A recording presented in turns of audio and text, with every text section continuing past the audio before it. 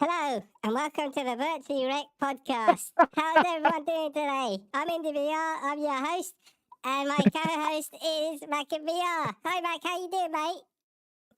I really love Haribo. This squishy ring makes me feel like a princess. So, Oh let's get started.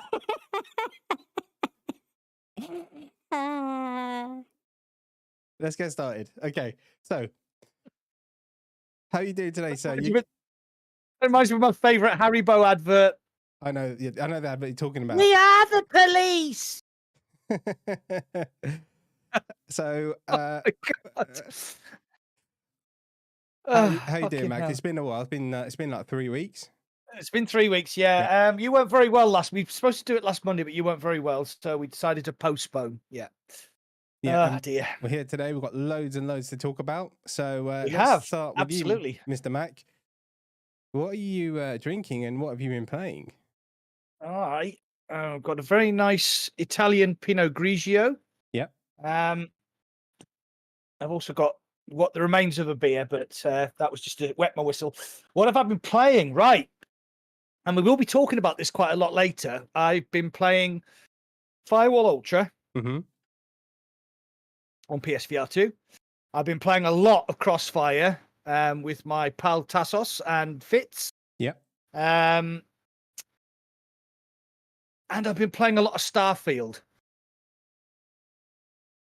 Did you mention a know it's- non-VR game in a VR game podcast?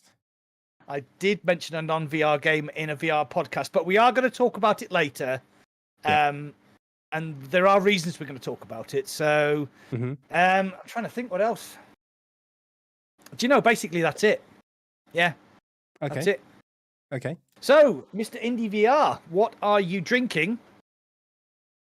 And what have you been playing? I am drinking this.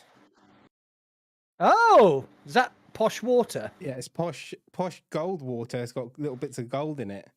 And All right. So, how much did they bend you over the table for that for then? this costs £4 per bottle.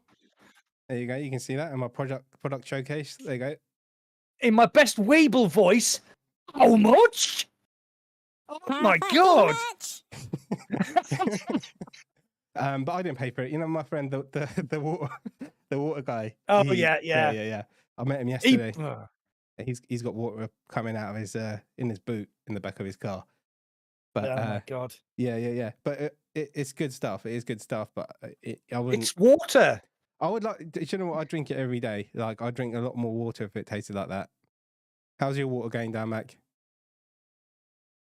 Yeah, it's going down really nice, especially with a touch of tequila in it. Oh, you're having Desperados. It's Desperado, yeah. Ah, nice. Okay. Nice. What Right, about- well, give a shout out to the chat. Yeah. Oh, no, sorry, you haven't told me what you've been playing yet, have you? Not much. Firewall Ultra, Crossfire Sierra Squad. I played Neolithic Dawn. I did a stream of that, but the developers told me to take it down. So if you saw it live, then yeah, you got a bit of a sneak gone. peek into the game. And Oh, yeah, we did that epic Rotten Apple. Rotten Apple World stream Record. as well. Yeah, we can talk about Yeah. that. Yeah, we did that. Yeah. And a bit of Green Hell. Yeah, Green Hell over on Twitch. So that's what I've been doing. Shall we say hello to everyone then? We shall. I've got Assassin, Wolverata, and Simon V. How you doing, guys? Oh, Mo Beast. Sorry, Mo. Who have I got? Analog Joke. Hey, welcome, Analog. How are you, kind sir? We need to catch up. I need to know what's going on with your game. Who else have What you game is he? got? I always forget the name of it, but it's really good game. I can see the thumbnail. I can see the game. I don't know why. I This always is forget the the name. Dementia Podcast. Exactly. Yeah. How you doing, Parasite? How are you doing? Welcome. Oh, Classy. Hello, Classy. And we got Simon V. He's dipping his toes into both of us. How you doing, Yes. Simon? Parasite said I was playing Starfield and then my new laptop started playing up, so it's being picked up tomorrow to get fixed. Oh no. But he's very addicted. Oh, he no. said. Yeah. Oh my god, yeah. Well, we're going to talk about Starfield later. Hey, Mo Beast has just turned up in your chat as well. Mo Beast is double dipping as well. The puzzle He's one, double dipping. yeah, the puzzle one with the skeletons, Classy. I can't believe I can see everything about the game apart from Except the name. its name. Yeah. I didn't Clickstar's in your chat as well. I didn't Clickstar. Hey, Clicks. Hey, Clicks, how you doing? I was oh yeah, that's something else I want to talk about as well. Thanks for reminding me, Clicks. Analog, we need to know the name. Castlevania, no. It was Castlevania in VR. I remember it. I remember the thumbnail. Yeah. Hey, Monkey Nuts. He says, "Sup, Indy? How you doing?" How you doing, Monkey Nuts? I think Mo Beast he enjoyed Starfield. It's almost done. The dark method. There you go. There you go. There we go. Right. So, shall we talk about? Let's talk about Firewall. Oh, let's talk about PSVR 2 stuff. All right. So first of all, Pixel Ripped 95 was due to be released on PSVR 2 in the next couple of weeks. Yep. But has been delayed till October now. I'm in contact with the developers. I should get early access to that. I've never played a Pixel Rip game. Never. Is this the 1976 one where it's called? Is it 76? Hold on a second. Because that would be right up your street, wouldn't it? Because that's what kind of the time you started playing games, right? It actually exactly the time I started playing games. I'm just quickly going through. Right, here we go. Oh, let's go back. So who else have we got? Sorry, people are joining the chat. We've got Pibsy, you've got Diego. Welcome, Diego. Where have you been, Diego? So much has happened since you were last here. There you go. Yeah. Diego Darko, how you doing, my friend? You went Darko Walking on Dead's us. just jumped in. You went Darko on us. I did It's Walking Dead. It's Pixel Rip 78. Yeah, so yeah. This is really bizarre because in 1978 is when I actually played my first video game. Yeah. My mum, we went on holiday to Miami. Mm-hmm. And in Miami Airport, well, it's called something else now, but it was Miami Airport when I was there. There was a big queue and a load of like kerfuffle. That's an English word. So I went and had a look, and it was this amazing new thing called video games, and it was a Space Invader machine. Yeah. So I got me 50 cents, me quarter. No, it was a quarter, wasn't it? Got me quarter from my mum. I got in the queue and I played my first video game, Space Invaders, and that's it. Addicted until the very, very today. I'm still addicted. I mean, playing Starfield for like 5 hours. Look at your T-shirt. Yeah. Says it all. It does say it all. So that's an Atari VCS. That is a Nintendo Entertainment System. That is an N64. That is a PlayStation, and that is an Xbox controller. So there you go. That's the evolution of my life, all in one T-shirt.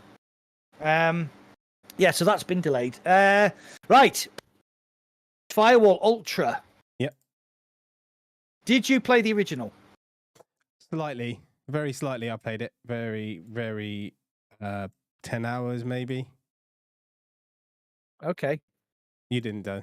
I know you didn't for sure. No, I'm talking about the original. Yeah. You didn't have the PSVR one, did you? So. I didn't have a PSVR. Right. Okay. So I played it. I streamed it on launch day. I didn't like it at all. And it seems that the people who played it are split right down the middle, 50-50. The people who've played the original Firewall 0 Hour absolutely love it. And the people who haven't played Firewall 0 Hour absolutely hate it. The reason I didn't like it is because there's 4 different ways that you can aim your gun. And, you can fire from the hip, you can raise it to your shoulder, you can bring it up to your shoulder and it kind of goes into the EOTech sight. And then if you shut your eye, it slows and smooths everything down. And it made me feel sick. And I just didn't like it. I just thought it was janky and it took ages to get into an actual PvP game. The system for unlocking was like so grindy because I think I put like 9 hours into the game, and I hadn't even unlocked anything. The menus were convoluted. My very first game, I jumped into a lobby, and the first thing everybody said to me was, "Dude, do you know how to start the game?" And I was like, "Nah, sorry, I've just got here." So I really, really disliked it immensely from the start. Sorry. How did you find it? Well, we had the same experience, right? Because we played together. So Yeah. for me, it was I don't even know. Yeah, it wasn't for me. It wasn't for me. It wasn't for me. No. Apparently it had all the problems that the first game had when it launched. It's just, I don't know. And it's such a big game for Sony that if it flops, it'll have its faithful, the people who played the original. Yeah. But I'm not gonna bother with it. It's a wasted 35. Oh, and we need to talk about Sony's refund system as well. Yeah, I have experience of that. I have experience of that for sure. So I'm sure that everybody is aware that if you buy a game on Steam or Quest, then you have a window. If you play a little bit and you don't like it, you can get your money back. That window is approximately 2 hours. Sony, once you've downloaded the game, it's yours. Doesn't even matter if you turn the... It's fucking shit. That's which is what you do. Who buys a game and doesn't download it fucking straight away? You know, you got to be stupid, right? Like, who would do that? It's really, really bad. Yeah. And then it's like automated responses and I've been in live chat a couple of times. There was only one thing I ever wanted to refund ages ago. And I just gave up. I was just like, fuck this, just keep the money. I literally said in the message, just keep the fucking money. Diego's just said in your chat, what refund system? Exactly. It's actually, yeah. So if you pre-order the game or you buy the game but don't download it, you can get a refund. But if you download it, you can't. It's just fucking crazy. Oh my God.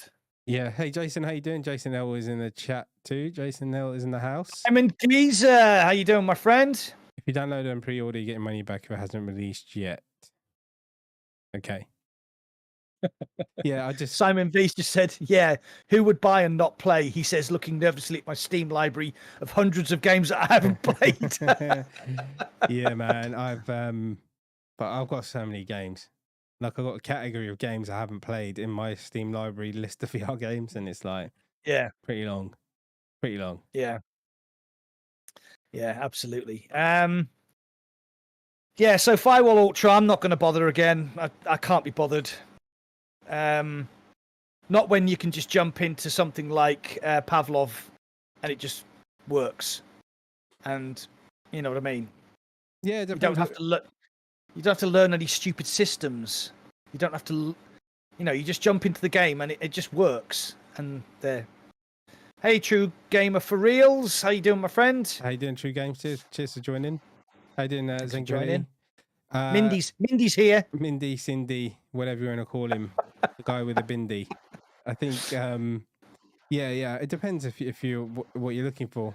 I mean, I just got it knowing that we spoke about this before it came out. It's not for me, basically. I knew it wasn't going to be for me. But I still got it to stream it and, show people. And yeah, it's got some systems in there and things like that. But I think a lot of it is going to be the old school Firewall people. But even then, I've seen old school Firewall people in just everywhere saying, give us our Firewall back. So, yeah. But yeah. Excuse me. But I'm going to give Crossfire Sierra Squad a multiplayer go on Sunday, just because I said I would. So I'm going to do that on Sunday. Yeah. Well, if you're going to play, I'll if I've got time, I'll come and join you, because that's the next game I want to talk about. Crossfire Sierra Squad. Sorry, how many players is it for co-op, story, and horde? And like single player, co-op is 2 players, and horde is 4 players. Okay, because I've got 1 player, so Yeah. There's only one map in Horde, but I think me, Tassos, and Fitz were playing, but it gets quite difficult quite quickly. Yeah. So you really need 4 players, because if one of us got downed and then one tried to go and pick him up, he got down, then you're down to 1 player, and it's madness. Yeah. Right, so Sierra Squad itself, it isn't at all what I thought it was going to be, because they kind of marketed it as a sort of semi Call of Duty-esque sort of, realistic shooter. And if you watched any of the trailers, you'd thinking, oh wow, this looks amazing. And it does look good in places, but oh god. When I first started playing, the graphics are okay. They updated it a couple of days after it released, because you had to play through the campaign to unlock realism mode. Yeah. And realism mode is basically the way you should play the game, because it's one-shot kills, well, one-shot kills nearly, except on the big bosses. So one of the things I was shocked about with Crossfire is the hit markers jumping off the enemies, like you're playing Borderlands. Yeah. But it's not an RPG. And these horrible yellow markers on the floor telling you where to go. You literally, every single level in that game is a corridor. So you can't, not even Weeble could get lost, right? It's just basically walk that way until you run into enemies, kill them all, and carry on walking that way. Yeah. But you've got these stupid yellow things on the floor, and even in realism mode, they're still there. Yeah. And you think, oh my god. Yeah. The single. Sorry. You can finish. Okay. No, I was going to have a bit of a rant about the single player. Go for it. Right. The single player is a big crock of shite. Right. It looks nice. The gun. Right. So what they've got right is the graphics are really good. The gun sounds are really good. The guns look fantastic. The enemies as dumb as mud. The dialogue is painful. It was like somebody wrote like a third grader wrote it with a crayon, and then somebody with a macho voice called Jason spoke to a lot of other people who had macho voices. Called Jason. And that is literally what the dialogue is like. It is terrible. And basically, you work your way through corridors, killing enemies until you get to an arena where you have a boss encounter and you kill the boss. But then you have to go back to the firing range to start the next mission, instead of just like going to the next mission.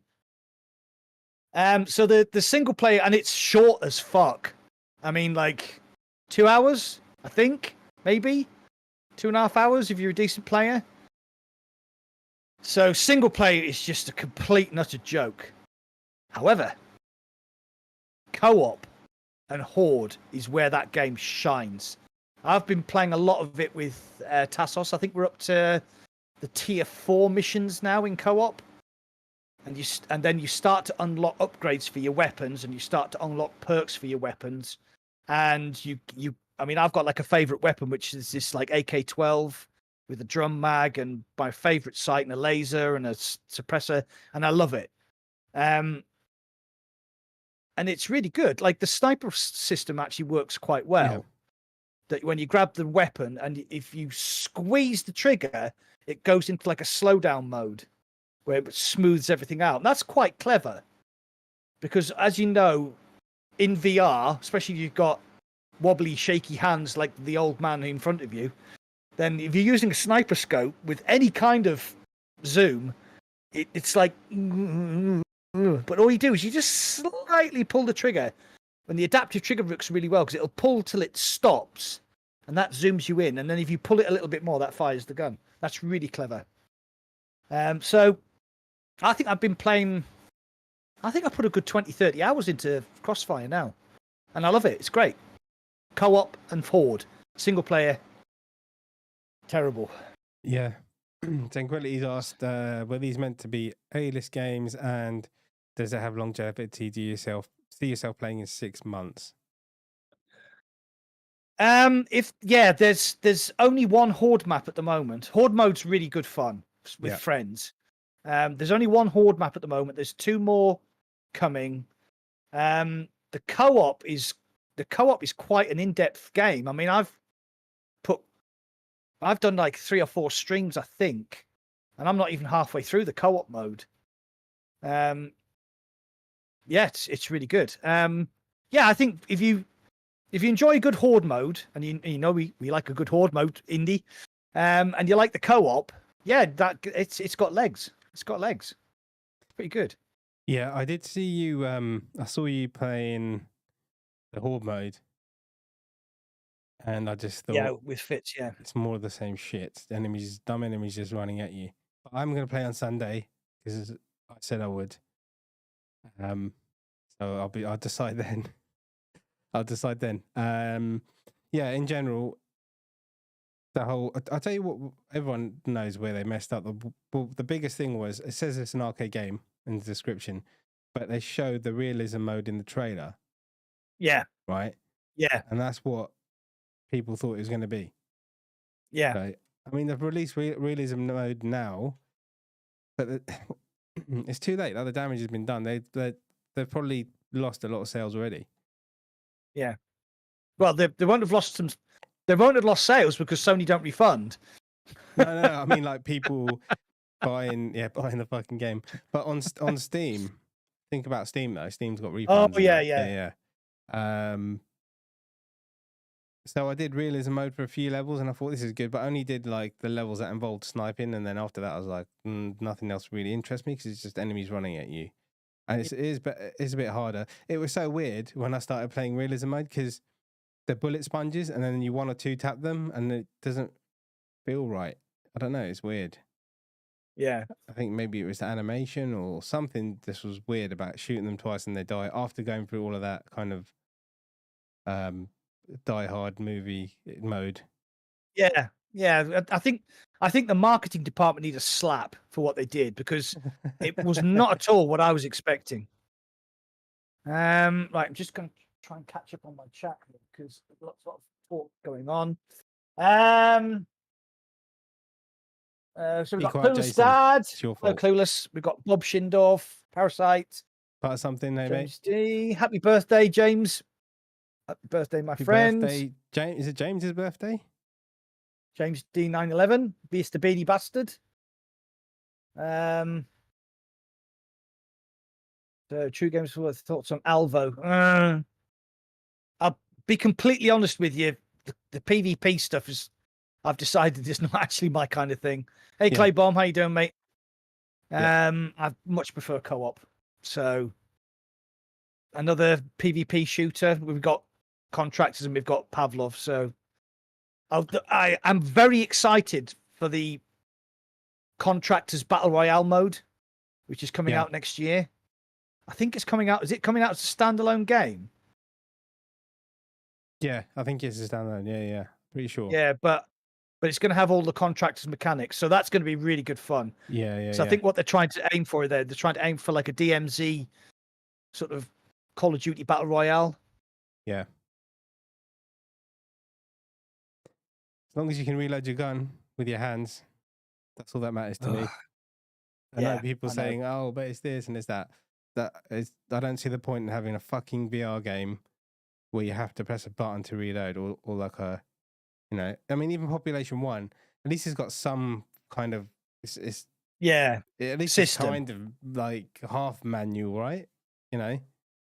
But then again, after the fall. But I mean, after the fall is a different kind of thing because it's like a very, very fast-paced wave shooter. And you just like bang the gun against your chest to reload. But when you've got 100 zombies running towards you, I mean, you can do realistic mode. Yeah. And you get like 1.5 times experience, don't you? So. I haven't since I returned my third PSVR headset I've got now. I haven't played it that much. Like, the novelty of having a new it's still new, and I've still got loads of games to play on it, but I haven't played it too much. It's really weird. You can thank game.co.uk for that. Thank you for your 2-week turnaround for replacing the headset. Shit. I completely forgot about one of the games I was playing. Okay, what was that? No Man's Sky. I completely forgot about No Man's Sky. That is something that I still haven't turned on since the update. And when I played it on the PSVR 2 with the blurry update, that was Yeah. like, as soon as I fix the graphics in this, I'm going to play this all the time. And I need to put it on. See, I'm tempted to stick it on tonight after this, but I really should edit. I've got to do some editing. Yeah, you need your podcast coming out tomorrow, isn't it? No, not tomorrow. It comes out whenever I want it to, so I could play No Man's Sky, to be honest. Yeah.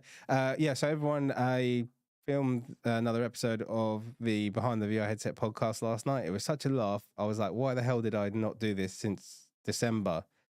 It was really good. Yeah. So that'll be... So, yeah. Is that in Neos again? Yeah, Neos. Yeah. Okay. So that was good fun this week. If I don't play No Man's Sky tonight, I'm on a late tomorrow at work. So yeah, it's a toss up. Who was it? Yeah.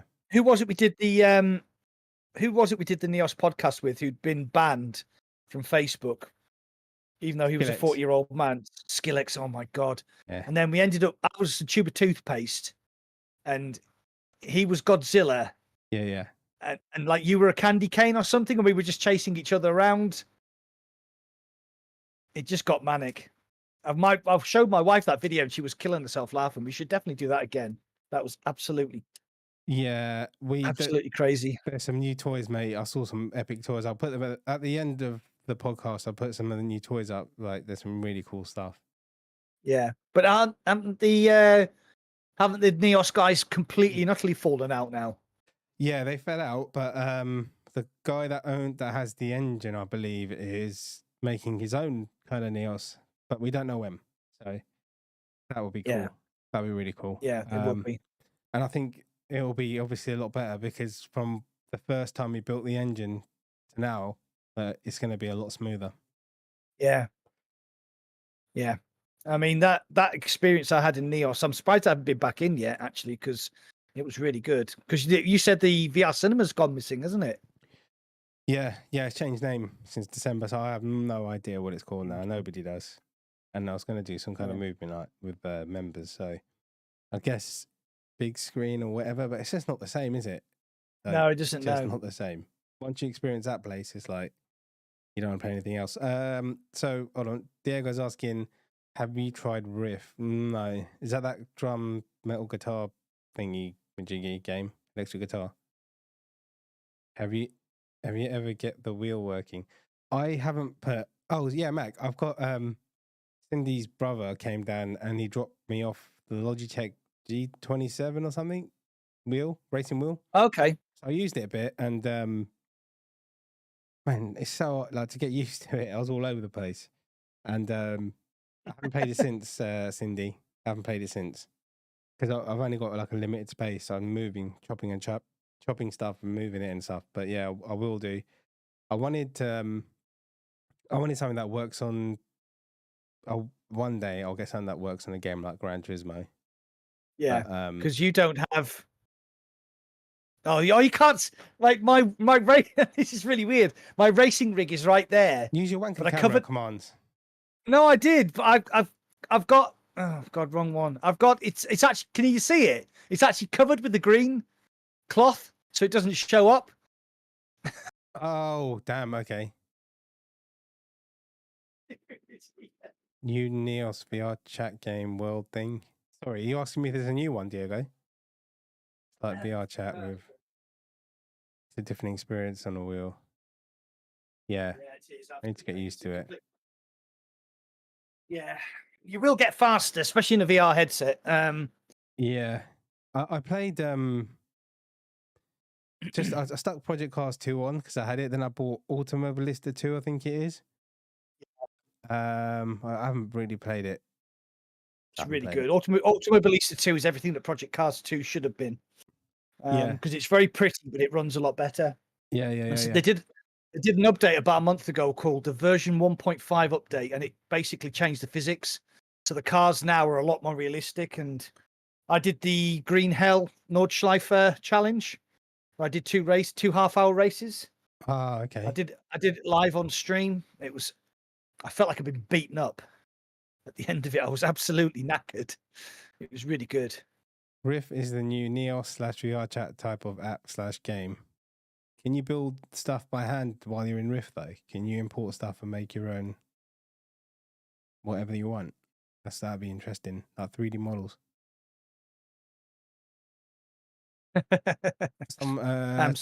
True Graham is asking you about the chair. How much like that chair? Yeah, that's quite an old GT Omega racing wheel, racing seat. I've had it literally 10 years or more. But to be fair, it's fine. It works. The newer GT Omega stuff is a bit more solid, a bit better built, because obviously they've been designed with these new direct drive wheels in mind, so they have to be a lot stiffer. But yeah, that's fine. I mean, if you can pick up a second-hand racing chair, probably be good. Yeah, I got my my cousin played Gran Turismo for the first time in VR, and he was hooked. He was like, yeah, he loved it. Got to get this. Yeah. Well, I mean, I've already got enough. But I'm not going to spend stuff on wheels and stuff at the moment. I'm going to wait a while. Yeah. I mean, I'm pretty much, I'm okay for tech at the moment. I've got everything I need. Oh yeah, just look to your fucking right. I'm okay for tech.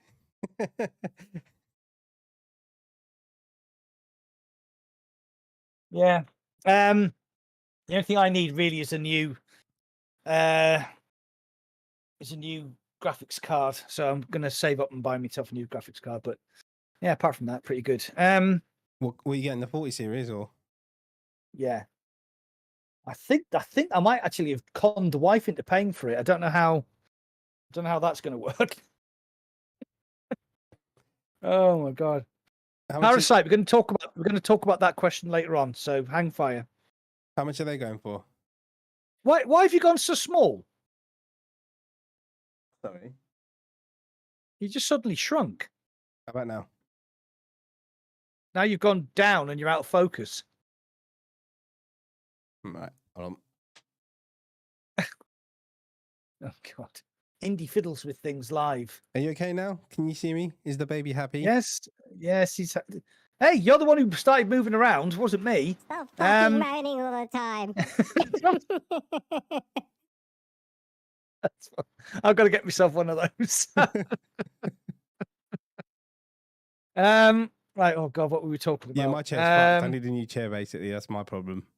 It's really fucked. Yeah. Don't buy a new chair. I might be able to help you. Oh, can I sit in your lap forever then? Is that what you're saying? See what pops up. You can do one of those. Hold a squat for a while, and I can just sit in your lap. Yeah, there's a gaming chair company are sending me a chair to test. It's not this one, unfortunately. It's not this company, unfortunately. It's another company. But yeah, so unless if they don't want it back, then I'll bring it down with me in October. How are you getting down there, by the way? Sorry, guys, we're talking about EGX. Yeah, we're talking about EGX. We get to EGX later. Okay. Yeah. If I've still got my car, I'm going to drive. If I haven't got my car because I'm trying to sell it, then I'll probably get the train down. Okay. All right. One with the click said I got a company sending me a chair too. It's probably the same company. I think probably the same company. I think I know the company as well. What you're talking about? Does it start with a B?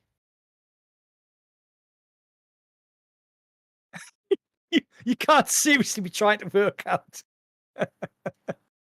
I did. Somebody mentioned something, but I've forgotten the name. I know the company, but it's lost in my brain. Yeah, that's because you've got dementia. Yeah. So, yeah, fun with the clicks. Yeah, I think it's the same people, mate. Yeah, so that's cool. Do you want to talk about EGX now, or do you want to talk about EGX? Whatever, mate. Later. Yeah. Pike Creeper, how are you doing today? Thanks for jumping in. Let's talk about, let's just get EGX done. So, okay. Yeah, so this is going to be October the 12th to the 15th. 2023. So yeah, it's gonna be Mac's gonna come round. Mac's gonna crash at mine basically, and you're planning on going Friday and Saturday, right? Yeah, I'm going to travel down as early as I can on Friday. Yep. Obviously meet up. There's quite a few of us going. I do believe. So we've got a Twitter chat going, and there's quite a few of us going down. I'm not going to mention names in case I leave somebody out and they get all insulted. I'm not in that Twitter chat, so you've already left me out. You don't use Twitter, do you? I'm insulted. You don't use Twitter. I used it to post this podcast, mate. You know. Okay. I do use it right. technically, but not really too much. Yeah. So there's quite a few creators going down now. EGX. Last time there was only 5 or 6 VR games there, but if you're a gamer, there's usually like these huge free-to-play arcades of like retro games, you know, like all the Sega stuff, all the sort of, you know, the big arcade cabinets, loads and loads of computers playing like, you know, Manic Miner, all the way from Manic Miner up to more recent sort of titles. So, and there's cosplay people there, and there's like loads of shops selling really cool T-shirts if you're a geek. So EGX is really, really good fun. And then obviously on the Saturday night, we usually go to the pub after EGX shuts, and I missed it last year because I had to go home early. So I'm not going to miss it this year. Yeah. I think Clicks is saying he's going to be there too. Both days. No, we didn't. We both got rejected. We both got rejected. Yeah. We're not famous enough. I mean, I knew I was pretty much rejected as soon as I put my email address in there, but I thought Mac at least would have got in. I got my creator pass last year, and then I got refused this year, and then apparently it was a mistake, and a lot of people have had an email from EGX saying, "Oh, I'm really sorry, it's a mistake. You can have your creator pass," except me. I'm still gonna have to pay for a flipping. So if anybody's got a +2 or a +1 creator pass, I'd like to come with you. Yeah. I think it's like 20. I can't remember how much it is a day. I really can't remember, but yeah. It's not the point though. You don't have to queue with all the plebs if you've got a creator pass. Yeah. Pass. I'm not going unless I get a creator pass, so you better sort it out, mate. So Clicks, did you get one? Because I got turned down. Toad behind the train on his chair now. Holding off on Quest 3 for software. Wait. Did you get a credit pass for FGX? No, I didn't. Clicks. Did you get yours? That's the question.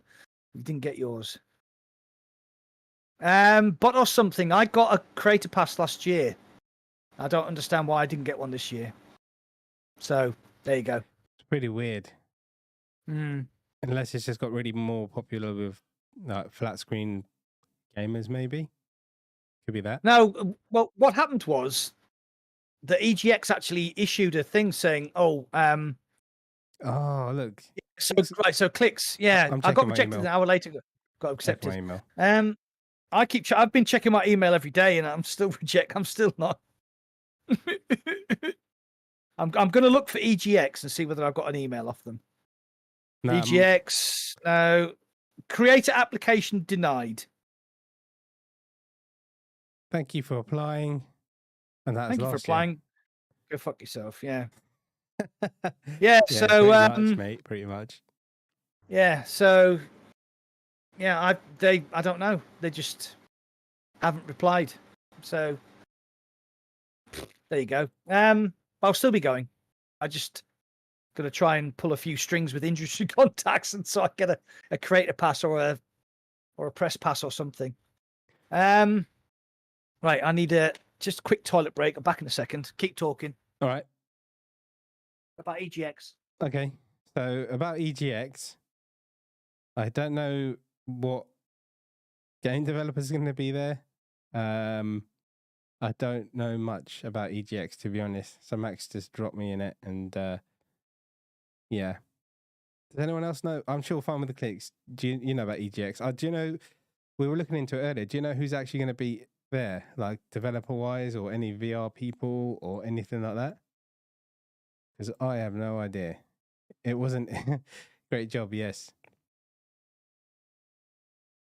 So yeah, I don't get it because I know Mac got in, and last year I applied, and I didn't have like that many subs. I haven't got like loads now compared to Mac. So it's weird that he didn't get in. I don't get it. I don't know what they look at for you to get in. What's the requisite to get in? Subs, videos, random. No, it's not. No, it's not all VR games. No, right. Sorry, to answer your question, I was listening. Last year, we had. Oh, Mac, you got that flickering Discord thing that I had. Oh, it's right now. Okay, so last year, fast travel games were there. So I don't know if you remember, but Gamertag actually got employed by Fast Travel Games, so he was there as their representative. So we had Dyschronia, that was unrelated. We had Peaky Blinders. We had that really cool sword fighting game that me and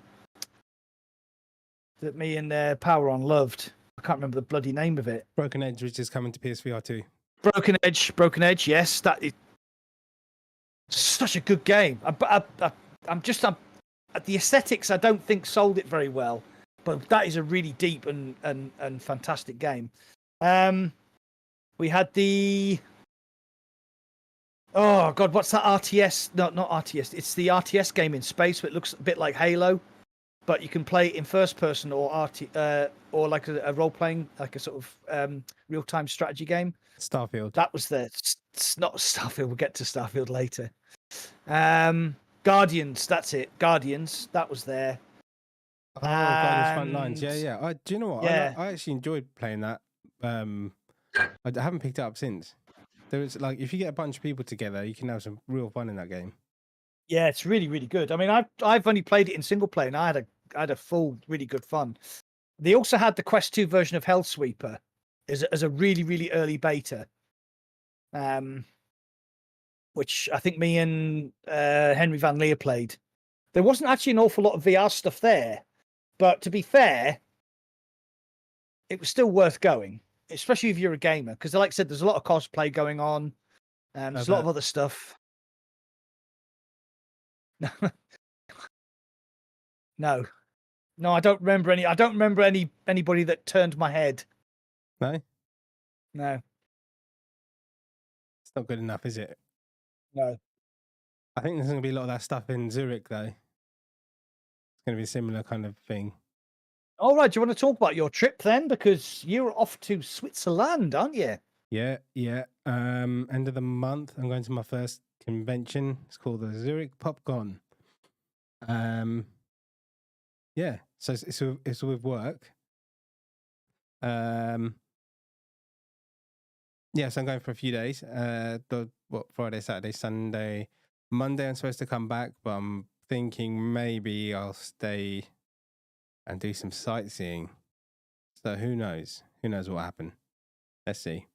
But yeah, it'll be fun. It'll be good fun to meet the team. I never met them before, so yeah, cool.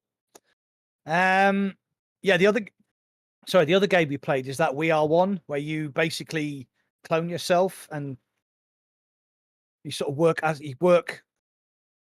It's really weird the way it works, that you're kind of set in a 30-second loop and you have to kind of clone yourself and help yourself out. But it works really, really well. It's a very good puzzle game. I think it's out on Quest. I'm not sure it's out on Pico, but that is a really good game. So Everslort, that was it. Sorry, not Hellsweeper. It was Everslort. It's a good job that Fun with the Clicks can remember. Fun with the Clicks. There's a job going in this podcast. It was Squingle, mate, not Squiggle. There you go. Fuck off. Hey, Squiggle. Hey, I'm one of the original founders. You can't oust me. God damn it. So yeah, I mean, what else have you been playing? I'm trying to think. I played a bit of Green Hell. Yeah, but that was the PC VR version? The Quest 2 version on the fucking PSVR 2. Oh, that's right. Yes, yeah. I'm still enjoying it. I love survival games, and it could be better. They're going to update it That's what they say anyway. But it's still like, I still enjoy it because it's a survival game in VR. So, and I got stuck for 5 hours looking for a plant, and it was right next to me the whole time. Yeah, you bellend. I played Green Hell on Quest 2, and I did a review because it looked really good on Quest 2 because they were using synchronous space warp to not synchronous space warp. Yes, they were using synchronous space warp. So basically, the game was running at 45 frames per second, and it was upscaling to 90. And it looked really good because obviously a game like Green Hell, where it's not like super fast paced, it worked really well. And I'm with you. I really enjoyed Green Hell. I thought it was a great game. Yeah. I need to continue it because I've decided I'm going to finish games now before I move on to another one where I'm playing through like the whole game, basically. I need to finish it. Nah, you won't. I'm kind of like, when is this update coming? Should I hold off? But yeah, I do want to jump back into it. But what really is at the top of my list is No Man's Sky. Yeah. Should we talk about No Man's Sky? Let's talk about No Man's Sky. I've played quite a lot. You've got 2 games in space that you're spending a lot of time on at the moment, haven't you? Well, we'll come back to that. Yep. Right. So yeah, No Man's Sky got an update, the Echoes update, and apparently it's sorted nearly all the problems out that the game was having. And I thought, well, I played No Man's Sky when it first came out, and I thought it was okay. But that was 6 years ago. But apparently the developers have just kept plowing and plowing and plowing and plowing. And now it's like this super... Well, you can just get lost. You can just go to one planet and spend 100 hours on one planet building bases and doing shit. And there's literally thousands upon millions upon trillions of stars. And apparently, even today... it's very unlikely that you will find a planet that somebody else has discovered because it's that vast. I got a bit... It's super in-depth and super complicated, and the intro doesn't tell you everything. So luckily, I was streaming, and I had I think Clueless Dad jumped in and helped me out, and a few other people jumped in and helped me out. Because there are so many things in No Man's Sky they don't tell you about. You just have to kind of figure it out for yourself. But still, oh man, that game is incredible in VR. It's just incredible. Yeah, and the fact that you actually, unlike another game, which we're going to talk about later, you literally fly everywhere. So if you're going to land on a planet, you warp into that system, and then you fly down onto that planet and land on the planet, which I quite like. So let's have a quick... Yeah, you can run around and... You can feed animals, and then they'll have an egg. And if you incubate that egg and it hatches, that animal, you can ride around on it. Because I landed on this planet and I was like, literally within the first hour, and Clueless Dad ran past me on this giant brontosaurus thing, and I'm like, what?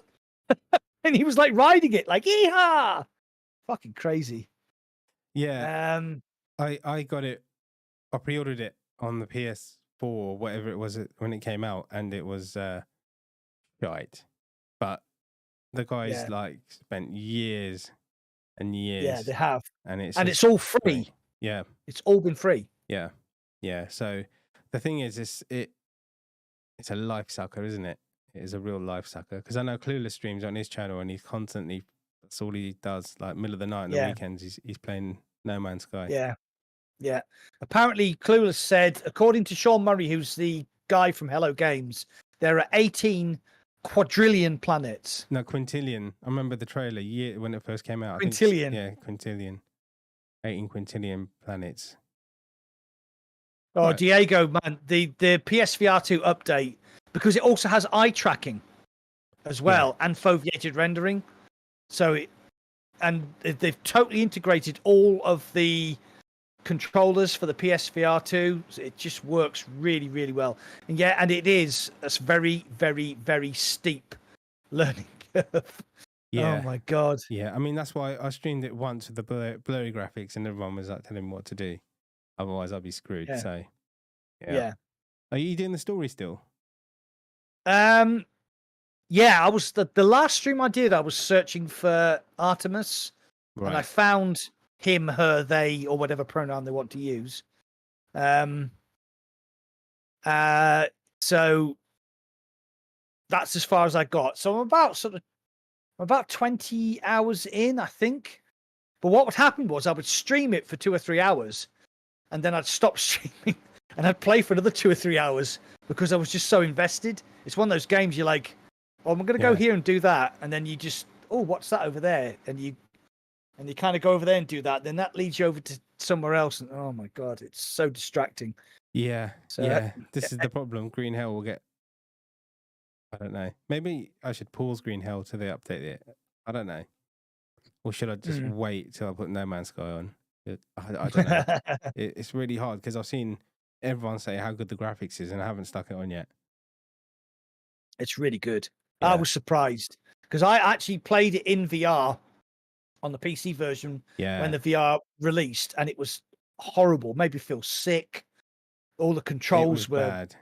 Oh, it was really bad. I played it in the PSVR 1. I played it in the PSVR 1. Imagine how bad that looks, mate. Oh my god, yeah, I can imagine. Yeah. That was I think I can't remember the launch of it, but like since then it's just like got a massive following. Yeah, it has. And I can absolutely see why, because there are so many things you can do. It's kind of like Elite Dangerous, but with like a sense of humor. Because Elite Dangerous is not a funny game. Oh my god! Yeah, but it's very. Sorry. No, I was going to say, go. Yeah. No, go. Just Elite Dangerous is. There's no real story to Elite Dangerous, and it's so grindy. Yeah.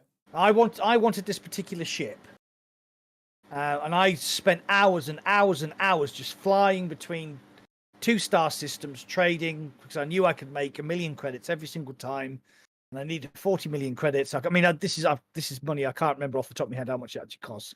I bought the ship, and I was like over the moon because it had this big bubble cockpit, and when you're sitting there in VR, and it's like all there, it's amazing. And then I realized it was going to cost me 4 times the cost of the ship to upgrade the ship to its maximum.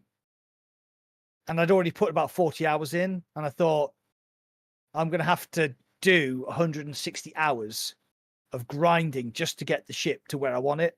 And I actually just deleted it from Steam. I just like, nah, not doing that.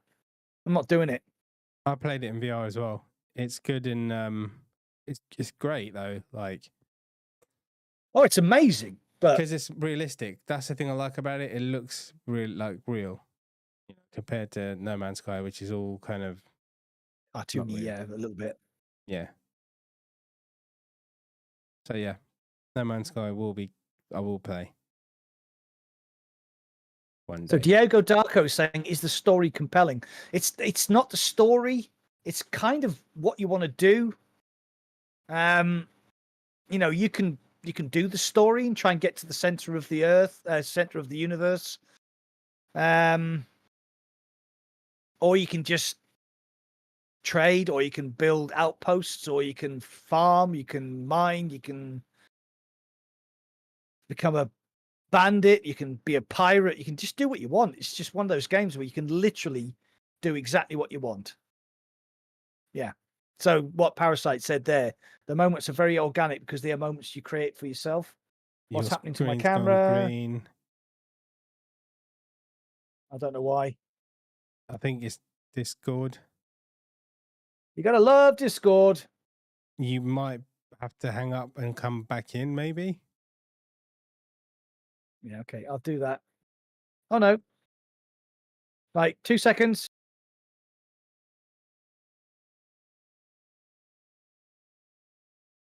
Come on. There he is. Oh my god. Oh no, the scenes. Oh god, right. I'll have to leave and come back. No. Okay, is your scene good? Hi. Yeah. Oh yeah, I'm good. I'm good. I'm looking at my delayed bloody stream. There you go. Sorry, guys. Yes, so we have problems with Discord. Right. So as people might be aware, I was chasing a Pico streaming contract, and we went down to Pico at the beginning of August, and I was told I got my Pico stream contract. Very happy. I get to stream on Pico and I get paid for it.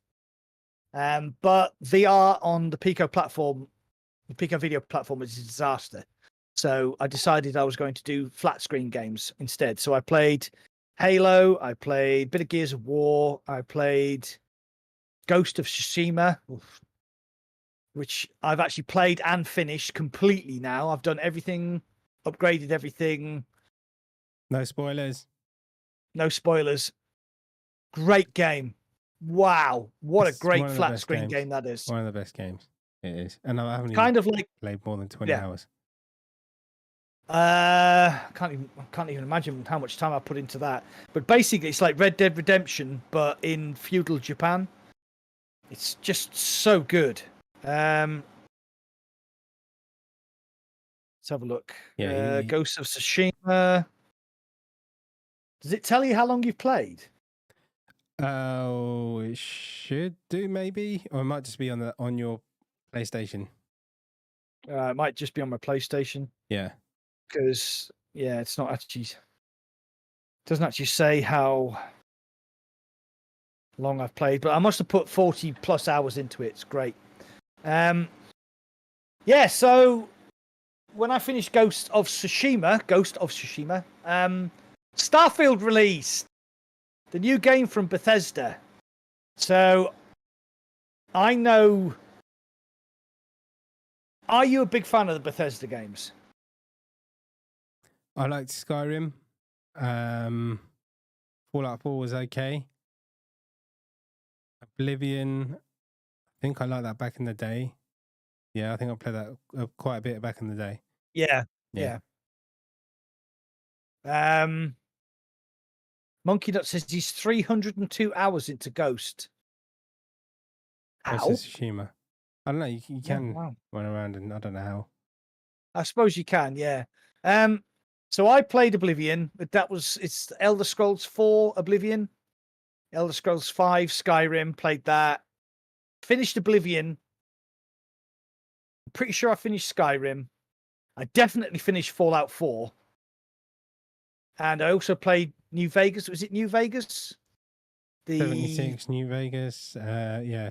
There was two. New Vegas. Yeah, New Vegas, I think, was an add-on for Fallout 4. So I quite like the Bethesda games. I like the way they go. Yeah. So Starfield, have you played it? No.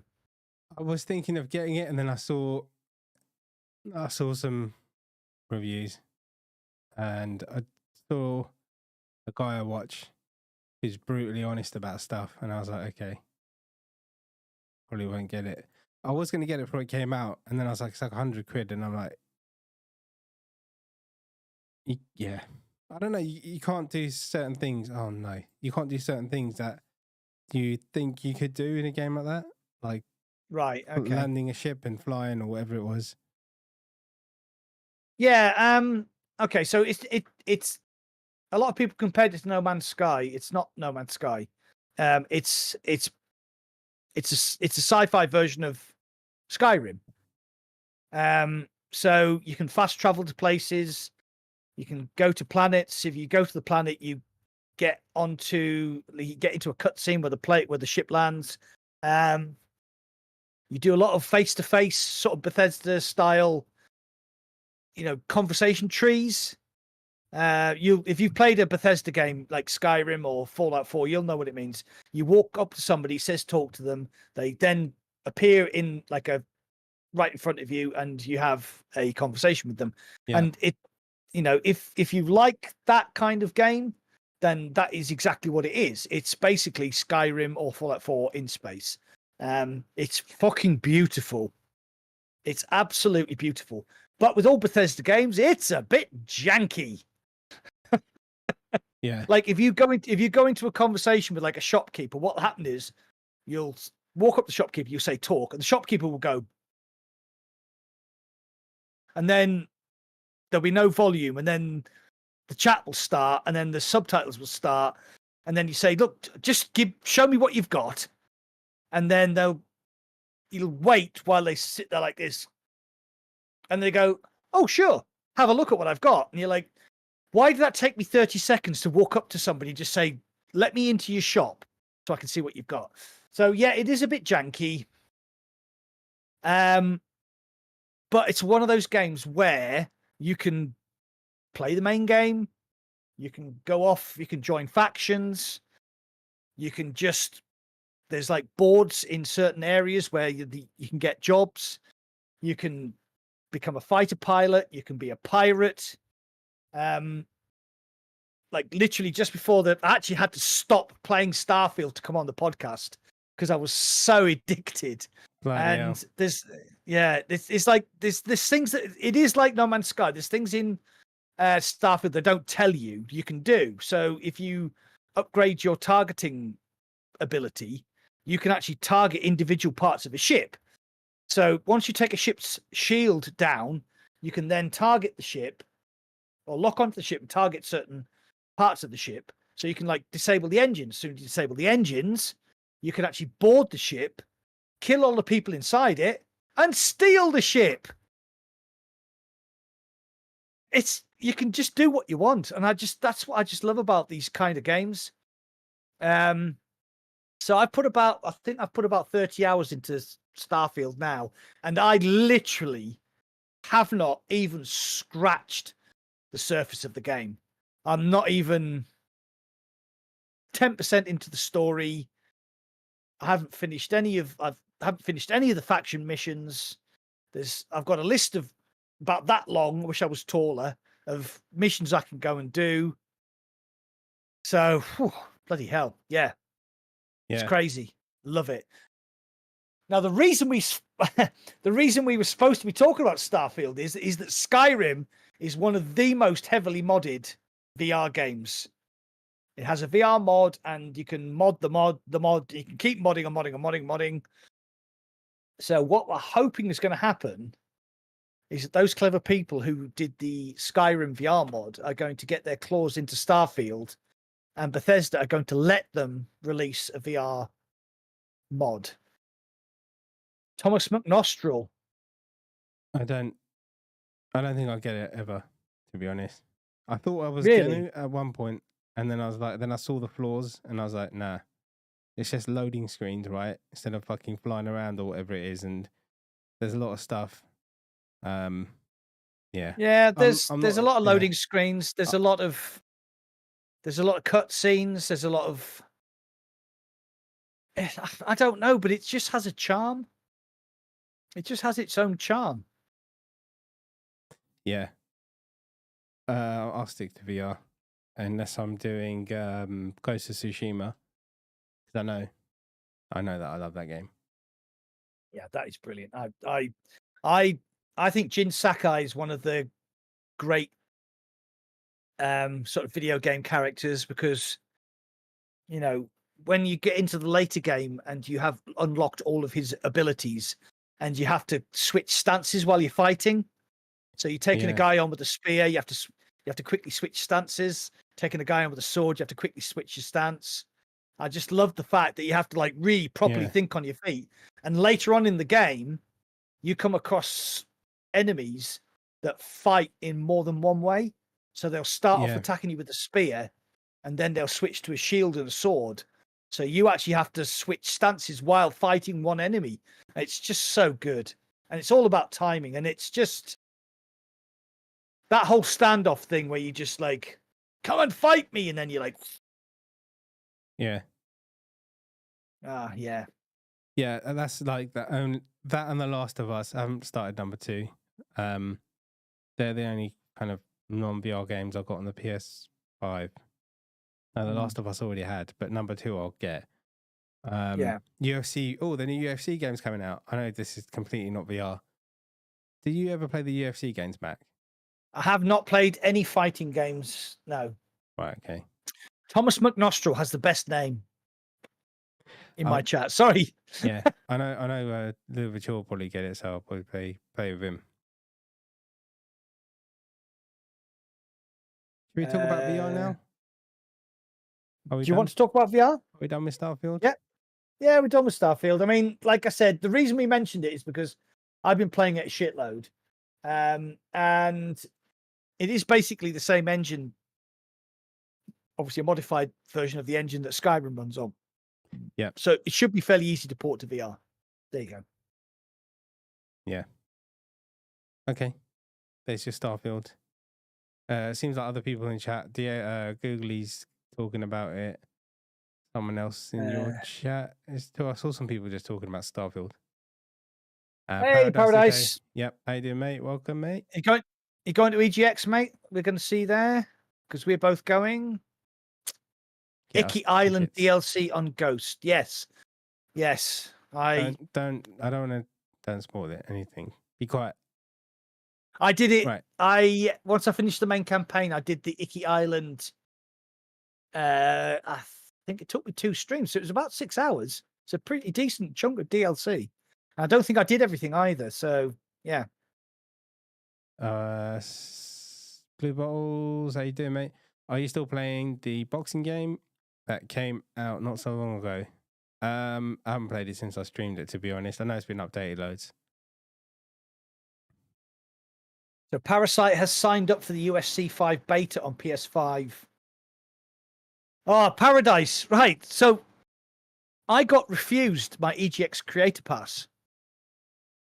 And I still haven't had the email saying that I can have one, which I'm very sad about. They told me to piss off and that was it. Nothing else. Yeah, it did. Basically said, no, fuck off. So did you get approved the first time or did you get rejected and then approved later, Paradise? He probably didn't even have to apply.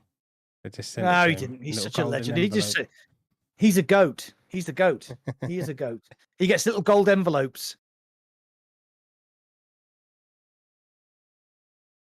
Yeah, so right. What do you want to talk about next? Yeah, I'll be there with Mac, and then I'll get to meet Paradise Decay, and I think the Gamer Tag's going to be there as well. Clickster, Power On. There was somebody else. Is he? Oh, but there's going to be Buck. There's be Doc Ock. Oh, Clicks is going to be there. Paul from the VR Realm said he's thinking about it. I saw him yesterday. I met him up in Neos yesterday. We need to go back into Neos, Mac. I'm telling you, we've got to do it. Yeah, it's so funny. Definitely.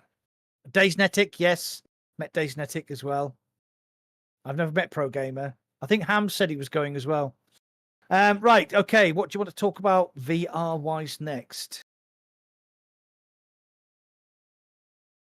Well, let's transition into VR by talking about a flat screen game that has a VR mod.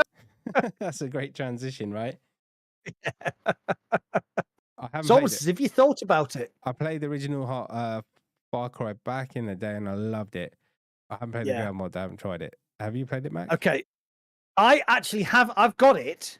I haven't played it, but Tassos played it, and he absolutely bubbled over with excitement about it. He said it was so good. He said the controller input is absolutely spot on, and it's still, I mean, even though it's 20 years old, it's still a pretty good, nice looking game. Yeah. And he said it's absolutely fantastic. So yeah, what I'm probably going to do is I'm probably going to stream that on Thursday, I think, if there's nothing particular coming out. Hey, Verified Games, how you doing? If there's nothing coming out, then yeah, I'm probably going to do that on Thursday. So if you want to see Far Cry VR, yeah, we'll probably do it on Thursday. Nice, okay. Yeah, Bob Schindorf says the Far Cry VR mod is insane. Oh, the Far Cry 6 VR mod. Yeah, I saw something Far about Cry that. 6? To be honest, I didn't know that. I've never played any VR mods apart from Half-Life. Never really got into it. Yeah, I must admit, I played Half-Life, I played Wolfenstein, I think. Is that your next bottle of £4 wine? It's water. Wine. Oh, because my face is there. Why is that not working?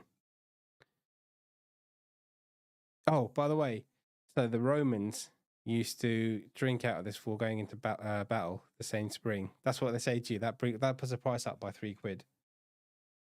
What have the Romans ever done for us? Don't know actually. Right, Diego Darko, Parasite Green, VR Injector, end of the year. Yeah, so Parasite, if you go onto Twitter and you go onto VR to flat game or flat game to VR or search for flat game to VR, that's the guys who are doing the VR injector mod. Subscribe to them and then you'll get you'll get like updates daily. It's basically if they use Unreal Engine, the injector mod will basically work with any Unreal Engine game. So that is super exciting. Yeah, so that's really exciting. So UFC Far Cry VR mod. I haven't played it, but I do have it. What about the Switch VR, Nintendo Switch VR rumor? Is it true, first of all, or is it just a rumor? Apparently, it's a guy that predicted some other thing a year before when it happened. That was quite big. I've forgotten what it is. Surprise, surprise. Fucking no. Something happened a while ago, and this dude said that, and then Unreal okay, 4. right. So there you go. I remember. Sorry to cut you down, but I just remembered he predicted the Unreal 4 engine. Oh, okay. Something didn't just tell me that. Yeah, they did do the cardboard for the Switch, which apparently was quite good, but they didn't follow up on it. But apparently now they've I've got the article up here. It's on if you go to Road to VR on your browser, and then go to why Nintendo hasn't made a real VR headset yet. This is where the story comes from. So basically, Nintendo are partnered with Google, and they're looking into VR. Now, as you probably know, Nintendo don't do normal; they do their own stuff. So, whether it would be a full VR headset with, or whether it would just be like the Labo cardboard, or you put your Switch inside this little headset thing. Nobody knows because Nintendo are Nintendo, and they are very Nintendo. Well, I heard that last week behind closed doors they were playing the Switch 2. So that's could be possible with a new Switch. Could be possible. I've heard that as well. Yeah. So like a sort of Google Cardboard, but with using the Switch as a VR. No, I think it will have something a bit more than that. I don't think it'll be cardboard. I think it'll be some kind of headset that slips into. Well, Verified's really just made a good point there because obviously the Pimax, they do this portal thing where they have like the Steam Deck ish handheld, and then you put it into your VR headset, and it becomes a VR headset. Yeah. So yeah, that's what they've got in mind. Yeah, because that's what it's going to be. Yeah, so they can sell the Switch 2 to play normal flat screen games, but then also have perhaps like a VR adapter using an accelerometer and positional tracking. Sorry, that's my lips. Yeah. So yeah, I don't know when that's coming out. It'll be good. It'll be. I mean, how many kids play the Nintendo Switch? Like so many consoles sold of the Nintendo Switch. Yeah, it would be great for VR. Because it's only it would. The new one's not going to be 300 quid. It'll probably be like 4 or 5, I reckon. But all in all, the Nintendo Switch, it wasn't that expensive when it came out. It was like 300-400 quid compared to the PS5, which is 500 quid. Yeah. So yeah, it'd be great. Yeah, it'd be really good to see. Can you imagine like Mario games in VR, like official Mario games instead of people ripping them off? That'd be so good. Yeah, It would be cool. Yeah, it'd be absolutely brilliant. Yeah. I mean, like as well. I mean, like one of my favorite ever games. Well, actually, a lot of my favorite games ever was like Super Metroid, Super Mario World, Yoshi's Island, Mario 64, obviously Mario Kart. Just like Nintendo just have that way of making games that are just really addictive and just really good fun. So if you could get that into VR, then that would be absolutely incredible. Have you played the Mario games on the Switch? Have you played the Switch? I do not have access to a Switch. No. Yeah, I had Zelda Breath of the Wild, which is I really did like that game. I wish I did a bit more the second one. They even use the same fucking music, but yeah, that's probably that's not anything to do with anything. Then I played Mario. I've forgotten the name of it, but it's a really good Mario. When I finished it, I was like, that's one of the best Marios I've ever played. I played there's a little one called Captain Toad Treasure Tracker. It's like a puzzle game, like a platform puzzle. That was really good. There are some like brilliant titles on the Nintendo Switch, and if they've got to do it. They need to put VR on it. They've got to put VR on it. Yeah, but you know what? Odyssey, yeah, that's the one. Yeah, you know what Nintendo are like? They take their time, don't they? More than Valve. They take their own sweet time. Yeah, more than Valve. Bloody hell. Yeah, but if they're showing the Nintendo Switch 2 behind closed doors, maybe it's further ahead than we think. Yeah, so maybe Thanksgiving, Christmas release. Oh, I don't know about that. I don't know if anyone in the chat knows more about it than we do. Yeah, see, the thing is, I don't really have anything to do with handheld gaming. I don't have a Switch, so I don't really read the news about the Nintendo Switch. So if anybody does have anything to put in. You almost had a Steam Deck at one point. Oh my God. I pre-ordered the Steam Deck. I pre-ordered the premium one as well, the one with the big memory and the special glass. And then I got my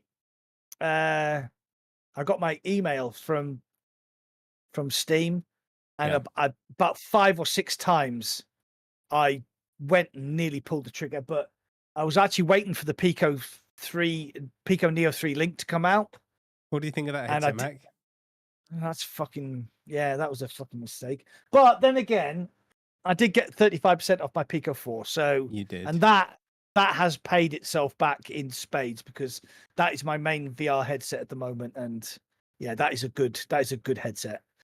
And to be fair, I didn't have the time to play flat screen games at the time, though. Strange enough, now I do, because I'm getting paid. Fireman toy when you were in the fire brigade, right? You were going to play at night or something like that. I think it was. I think I was, yeah. So, but something saying 2024, February, March. Googly saying, so yeah, hoping the next 6 months. What or something is saying that Bradley has been quiet about the Deckard.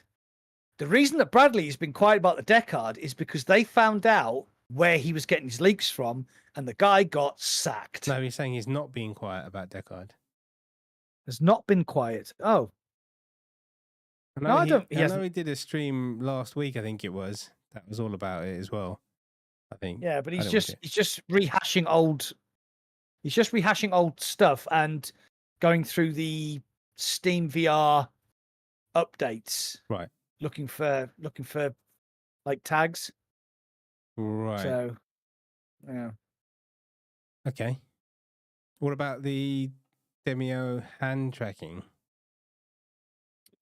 Yeah, that'll be cool. Be able to play Demio without using your controllers. How much have you actually played Demio, Mac? Not as much as I should have. I probably put about 10 hours in, and most of that was actually during live streams. Yeah, and it's such a great game, and we are both like we're like 4 DLCs behind in the game. Like we're still in like the first 2 levels when we played it last. But the thing as well, we've done the same with Walkabout Mini Golf, because we haven't played that either. Yeah, Demio has a mixed reality mode as well. Yeah. I don't know whether that's available on the Pico, but if it was available on Pico, that would be incredible because you could use the color pass through. Be amazing. What's the Absolutely amazing.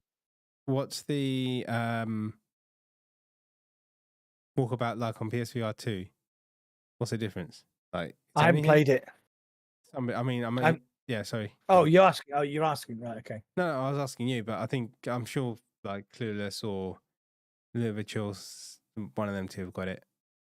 Or anyone in chat. Yeah. What is the I'm not difference? sure. Sorry, mate. Yeah, because I got it on the Quest. I got it on Oculus and I've got it on Steam as well. Parasite said, Bradley is this VR generation's Einstein. He is. He's a geek, and I love him for it. Absolutely love him for it. I have Demio on Pico, but not sure it has mixed reality. The last time I tried to play Demio on the Pico, it didn't have mixed reality, but that was a while ago. Yeah. So we don't know. What's that zombie game? The Cabin has got mixed reality. The Cabin has, the thingy. Oh, I'm so excited about this. Right, so I was supposed to be going to Gamescom this year, and I had an appointment with Soul Assembly to play. Have you fallen asleep? Hello. Oh, there I you almost did. Sorry. I had an appointment to go and play the mixed reality version of Drop Dead: The Cabin. Now, I don't know whether that was going to be with a Quest 3 because they were like, basically, we can't tell you anything about it till you get here. And then I would have had to sign an NDA. Unfortunately, I didn't get to Gamescom because, well, Pico didn't fucking pay me. Oh, okay. Because that was the whole idea. If Pico had paid me, I'd have gone to Gamescom. But I have been told by the people from Soul Assembly that I may get another opportunity to play it before it's released. So I'm going to grab that opportunity with both hands. So there you go. Okay. Yeah. Do you want to talk about Quest 3 for a little bit? Not really. Sorry. Because you're not going to buy. You're not going to buy one, are you? No, I doubt it. Someone asked me again yesterday, I think, and I was like, nah. I've got PCVR, I've got PSVR 2, and there's nothing there's no standalone games on the Quest 2 that are worth on the Quest 3, sorry. Or the Quest 2 that are system sellers for me where it's like, oh, I'll buy that system for that game only. There's literally nothing. Yeah, so. Yeah. So then, let's talk about the Quest 3. I'm getting one. I know you and are. I'm really excited. I'm really excited for one reason, and we've already touched on it. And it's the fact that it has, I mean, the Pico 4 here has a decent camera, and the color pass-through is quite good. All right. Yeah. It's not as, excuse me, got big windy pops. On the Quest 3, with the inclusion of the depth sensor, that's going to make a massive difference to the way that the color pass-through works. So you're going to get real depth to your pass-through. So when I'm in my room, I'm going to have like 1-to-1 scale view of my room. I mean, we have no idea yet what panels the Quest 3 has. We don't know what the resolution is going to be like. I'm guessing it's going to be better than the Quest 2, maybe on the same lines of the Pico 4, hopefully, maybe even better, hopefully, maybe along the same lines as the PSVR 2. But unless you've actually experienced augmented reality, you don't realize how much it tricks your brain. So it first started for me with a game called Emilio's Adventure, and I think I'm the only person, apart from the developer, who actually has a copy of this game on my Pico 4, because it was done as an experiment, and he sent me the file and I loaded it up and it worked.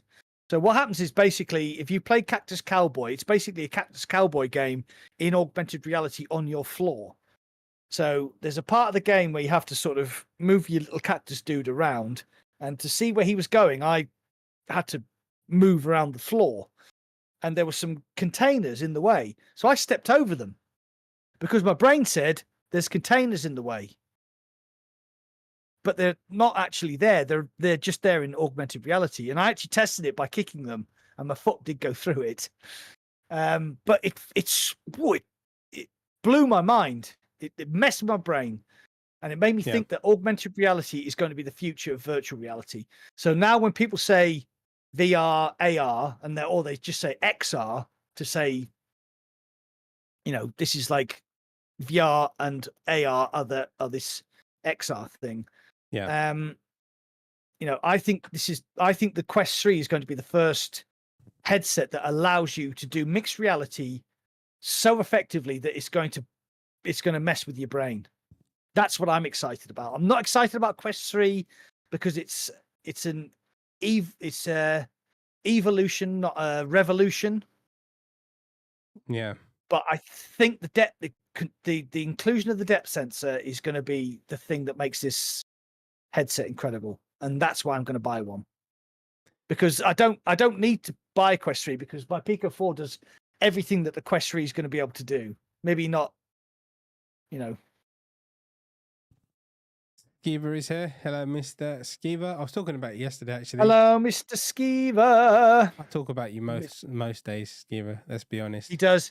In fact, he only ever talks to me about you, constantly. Yeah. I think he has a thing about really tall people. Yeah. Or just Skiva. I've got a I was talking about our first episode we did back in the day. It's quite funny. Oh wow, yeah. That was my first Talk ever about episode. Neos. Yeah. I remember that. And I still got the outtake, Skiva. Everyone think you're sweet and innocent. Don't you worry, mate. I think he's trying to bribe you, my friend. I think he's trying to bribe you. But yeah. How you doing, buddy? I was meant to meet Skiva and like a whole bunch of content creators. But then I got invited as well, yeah. No, he didn't. He keeps saying he got invited, but he didn't really. So yeah, Paradise, Skiva, just everyone. You're such a bad man. I wouldn't mind. We were actually in London 3 days later. Yeah. So Skiva, we missed. Time, yeah, plan your trip around us next time, okay? Yeah. Thank you.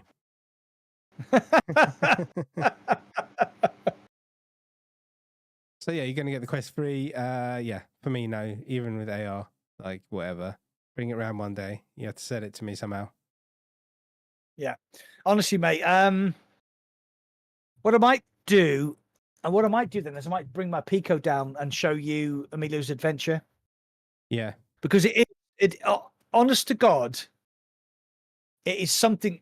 I mean, I the very first time I ever went down to Pico to meet Wenyu and Win, I actually took my Pico 4 and said, look, this guy has made this game on Pico 4.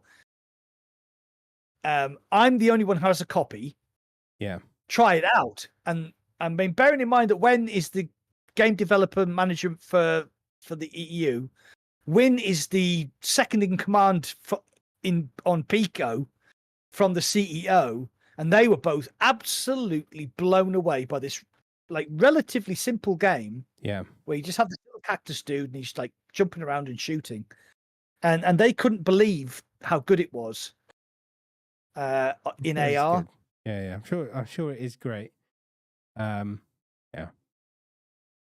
But you just can't see it until you've seen it. I just can't give Meta any of my fucking money. No. Can't see it until you've seen it. Oh, I like that. I'm going to write that down. Someone's already said that. No, they haven't. Yeah, they have. No, you're just going to put it on a t-shirt and steal it from Bill Cosby or Rolf Harris or somebody. Oh. Oh, can you see what it is yet? Can't wait to see.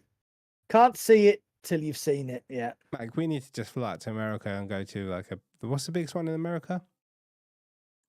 I know Bill Cosby. Oh yeah, let's go see Bill. Is he still alive? I can't remember what happened to him. He got put in prison for being a pervert. That's why. I think he's out now. Oh, is he? How did we start the? Oh my God. What have you started, Mac? Okay. I don't know. We need to know this.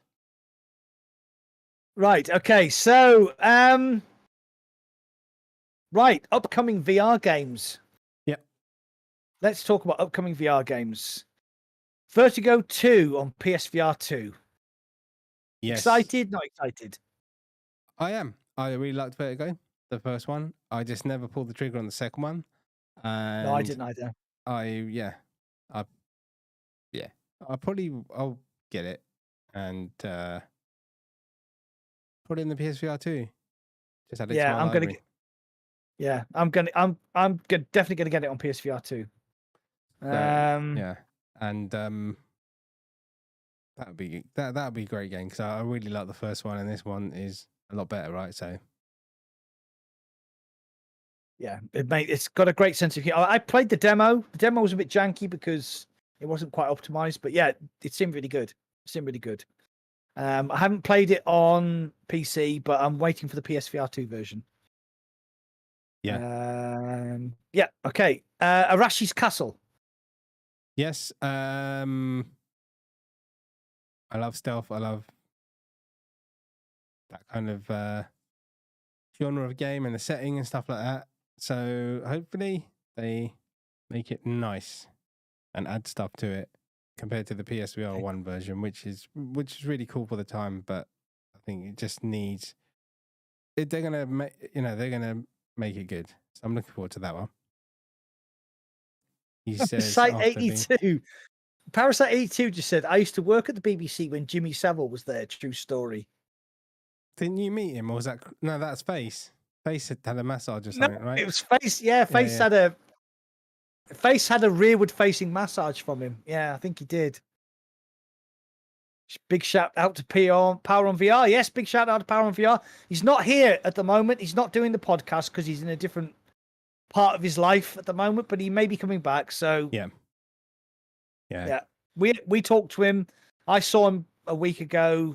He's good, but he's just not in the right place to do the podcast at the moment. But he may be coming back soon.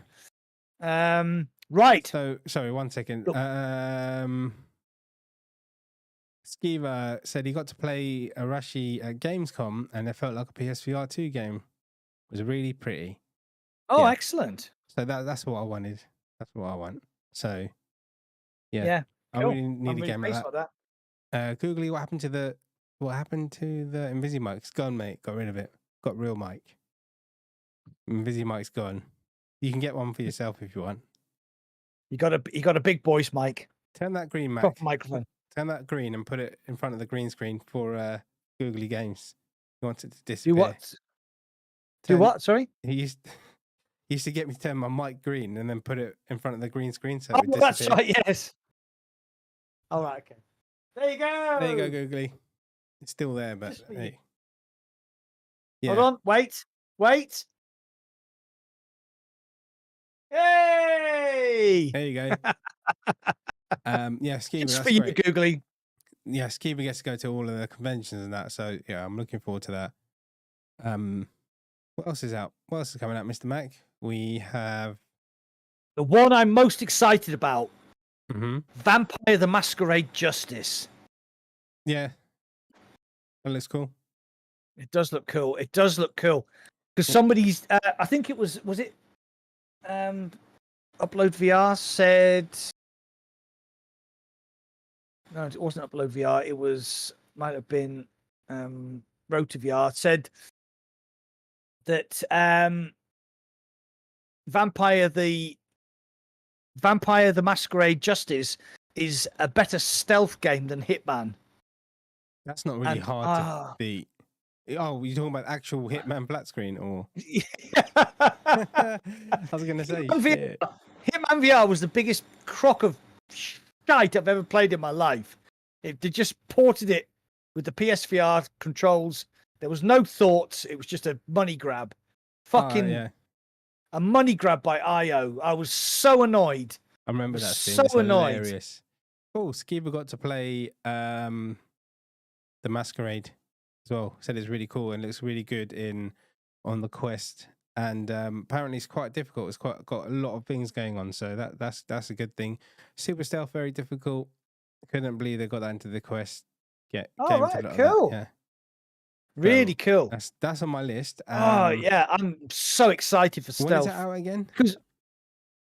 Did anybody here play Dishonored? I love Dishonored. Because when oh my god, when I saw the trailer for Vampire the Masquerade Justice, it immediately said to me, Dishonored, and oh my god, that I just absolutely loved that game. So super excited for the Masquerade. We had the next game. He hasn't arrived. Is Vampire the Masquerade only on Quest? I think it might be. Oh, are you sure? I thought it was on PSVR 2 as Top well. out of something saying. Hold on. Maybe I won't get it then. Hold on. Right, hold on. Tube. I'm just looking through the article now. I'll just scroll straight to the bottom because you usually say it's due on this, that, and the other, don't they? Yeah. No. Right. So Quest 2, Quest 3, Quest Pro, PSVR 2. There you go. They're stitched up. Oh no, you got That was close.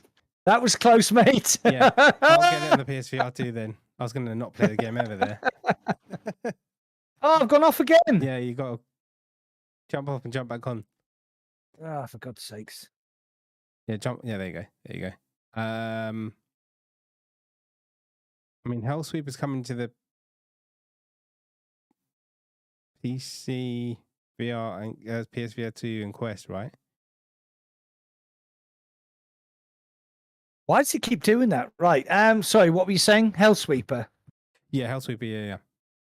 I'm not sure. I played it at EGX last year on the Quest 2. Yeah. So I'm not 100% sure. That would be a really difficult game to play on PSVR 2 because there's a lot of spinning and turning and moving around, and your cable is going to get tangled to absolute fur unless you have one of these.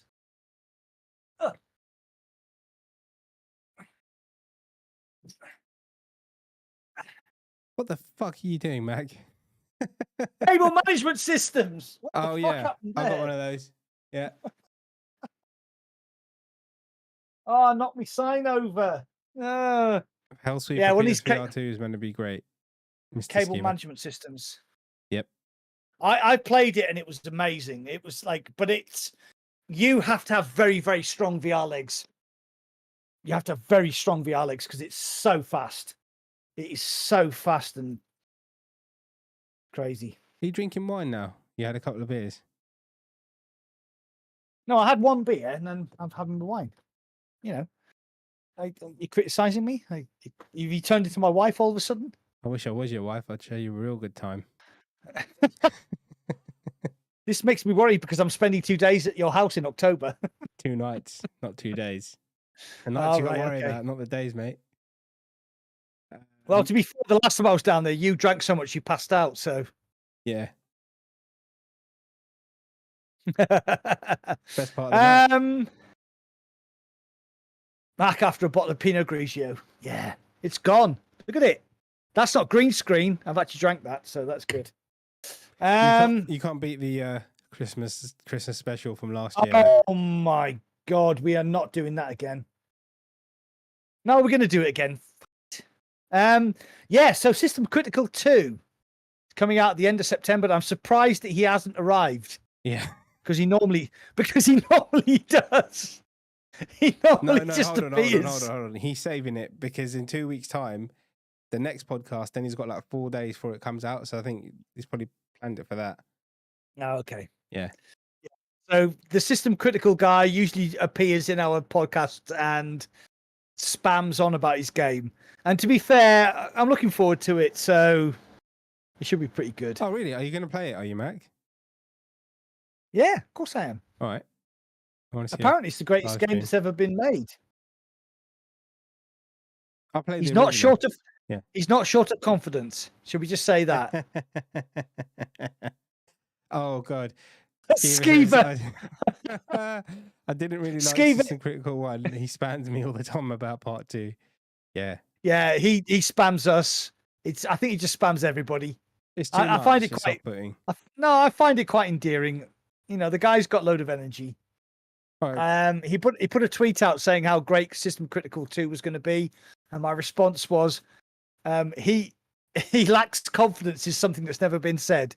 Right, so before we upset the guy from System Critical 2, No, everyone go and buy it. we have a game coming out called Memoriam. Now, this is really interesting because we're linking to 2 games here. So Memoriam is by the guys who did the Half-Life Alyx 2 Return to Rapture mod. And they're actually bringing out a... oh, God, it's just gone out of me flipping head. Dead Space. They're bringing out a Dead Space time...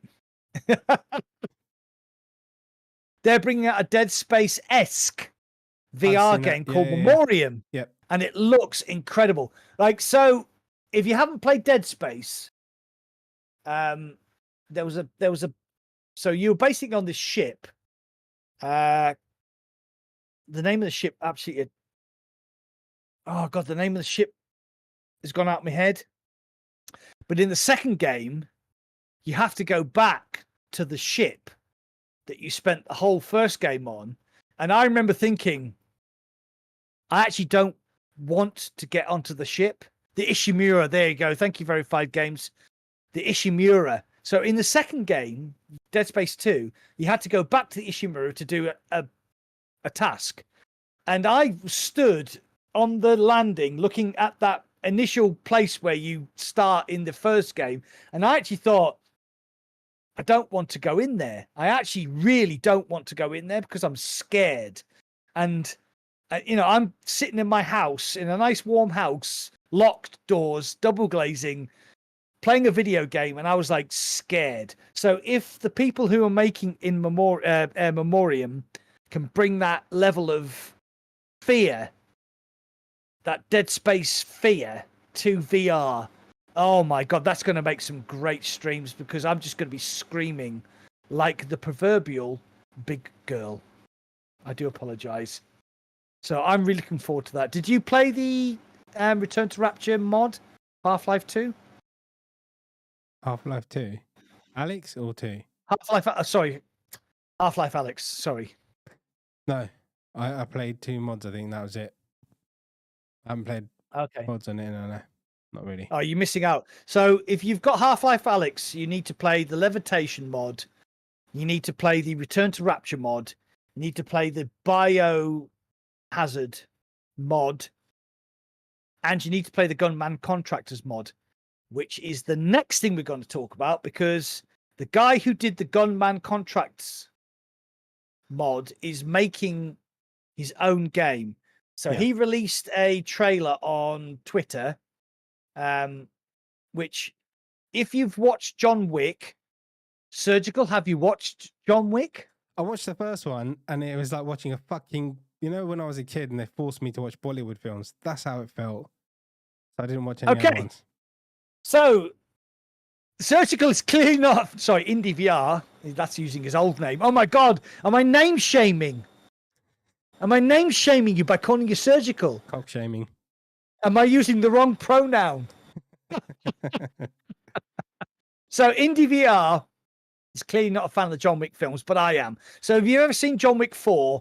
There's the bit right at the end where he's trying to get up the stairs in Paris to get to the showdown, and he gets halfway up, he gets knocked all the way back down, he gets 3/4 of the way up, gets knocked all the way. Yeah, so the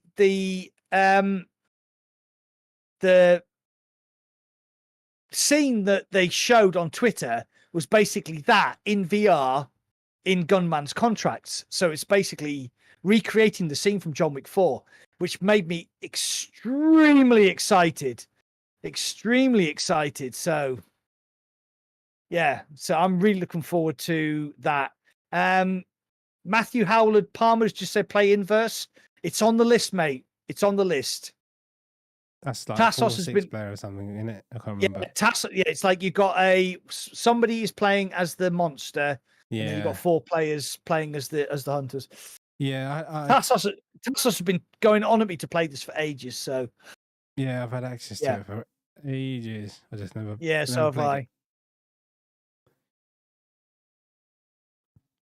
So yeah, that's something you can play recently as well. I was talking about Phasmophobia on the PSVR 2 as well yesterday. Like okay. because it's quite janky on PC, right? So Oh, to see what oh yes. what it'll be like on PSVR 2 with the head haptics. Oh it'd be yeah. pretty Oh my god, if the ghosts are coming towards you, it's like Yeah. But like the tack suit on the PC is going to be really good as well. The haptics when the ghost come, like you can feel the ghost like touching you and stuff. That'd be pretty cool, man. It's not the ghost of Jimmy Savile, is it? Could be. Somebody said to you about doing. Have you done the Mantis quest or something on Starfield? That's good. Yes, I have the Mantis armor. I have the Mantis ship, and it's really cool because if you jump into so this is going back to Starfield. Sorry, this is answering your question, Classy. If you jump into a star system that is dominated by spacers, they recognize the ship and they all run away. They're like, "Oh my god, it's the Mantis!" And they all just literally run away because they're so terrified of you. It's so funny. It's so funny. And I've started upgrading the Mantis armor, and it just has the most insane mods.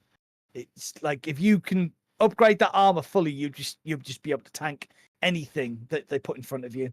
It's crazy. I've taken on level 60 guys, and I'm only level 17 in the Mantis armor. Destroyed them.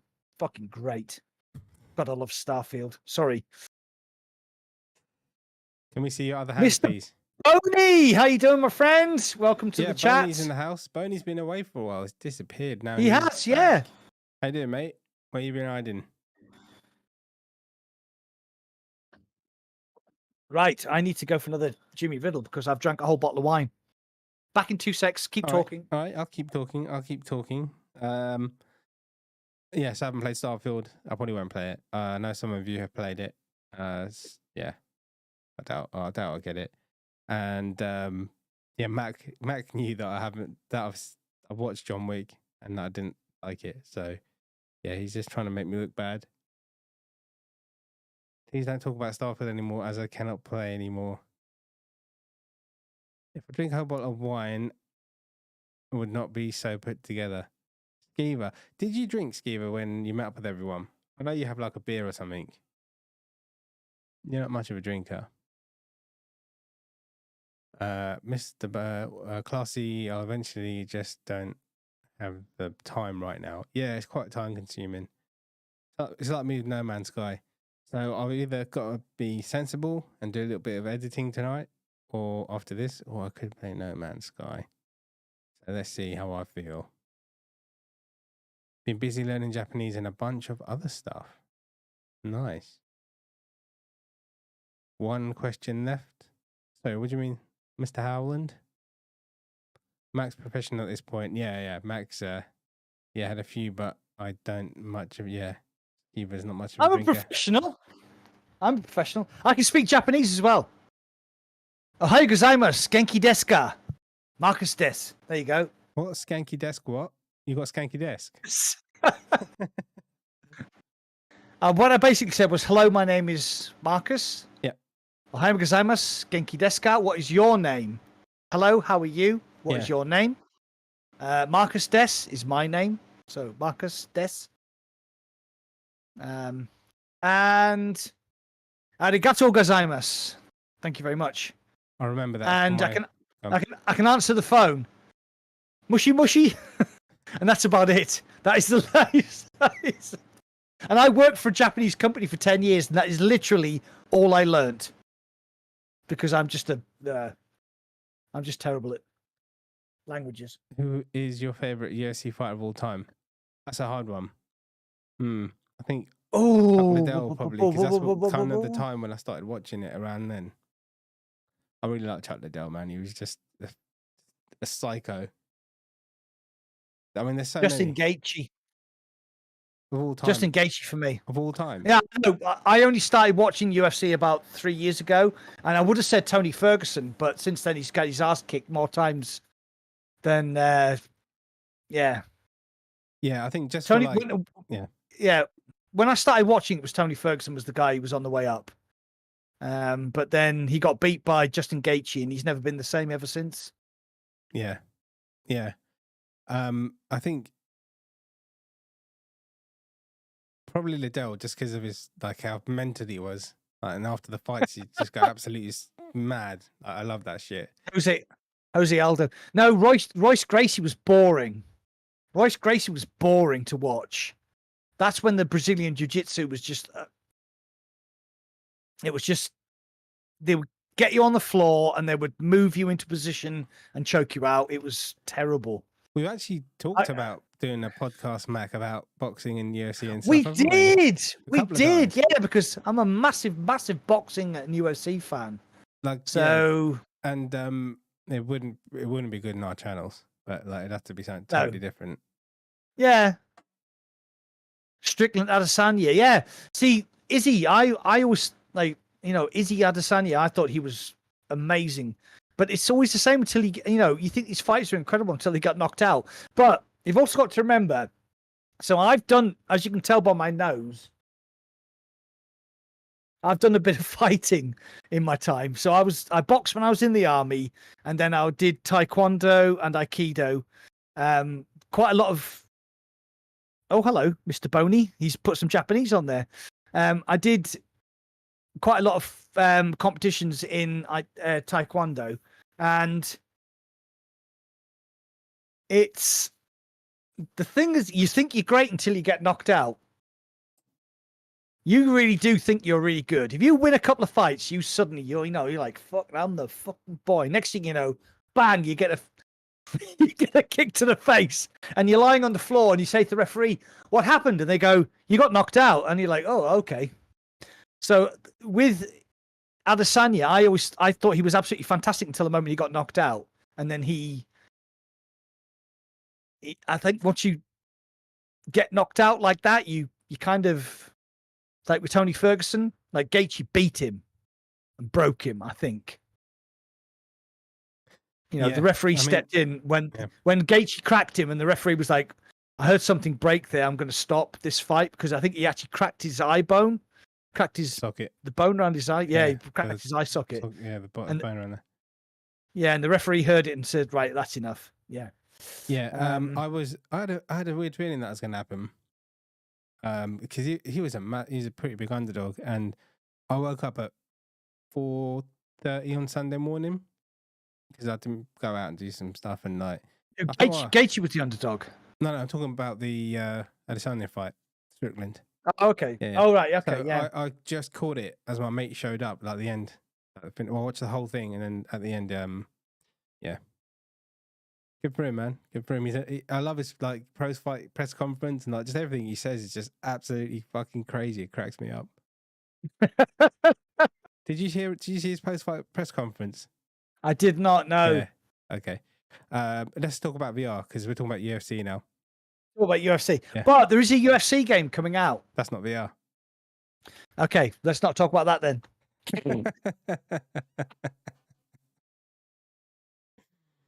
Oh my god!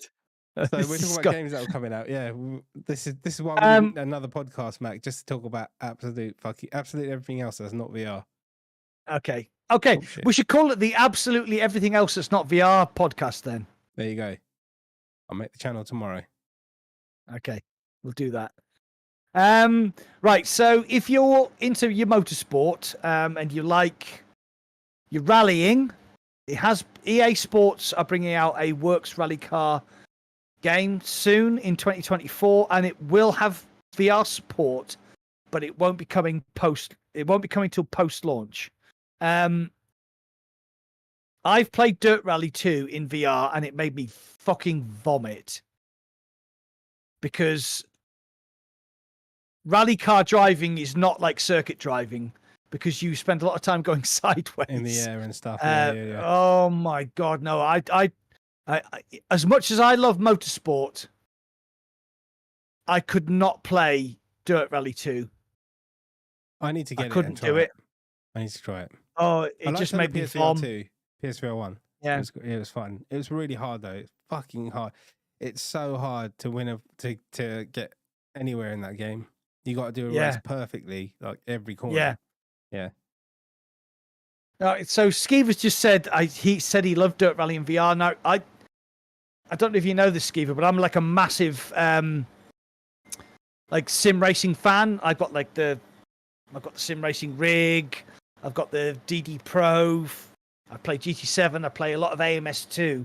I never ever feel sick playing those games. But when I tried Dirt Rally 2, honestly, literally within seconds, I was like, I'm going to try and show. Yeah, there it is. So it's the return of the. It's the return of the stealth. Are you ready? Ta-da! I can't see it, Mac, on Discord. I don't think it's picking up. Can't see it. No, you're gonna have to move your camera to the me? right. I know, that's really cool. Oh, Look, no. look at that, it's disappearing. That's like Frodo from fucking Lord of the Rings. That's wicked. So on my stream it's working because you can see my On my OBS, that blanket's blue. Oh my god, because of the background. Look at that. That's... woo, the magic of television. Yeah, so Steve, that's my that's a GTDD. It's a GTDD Pro and a GT Omega racing seat. So can you see it on your stream? Yeah, because I changed my camera.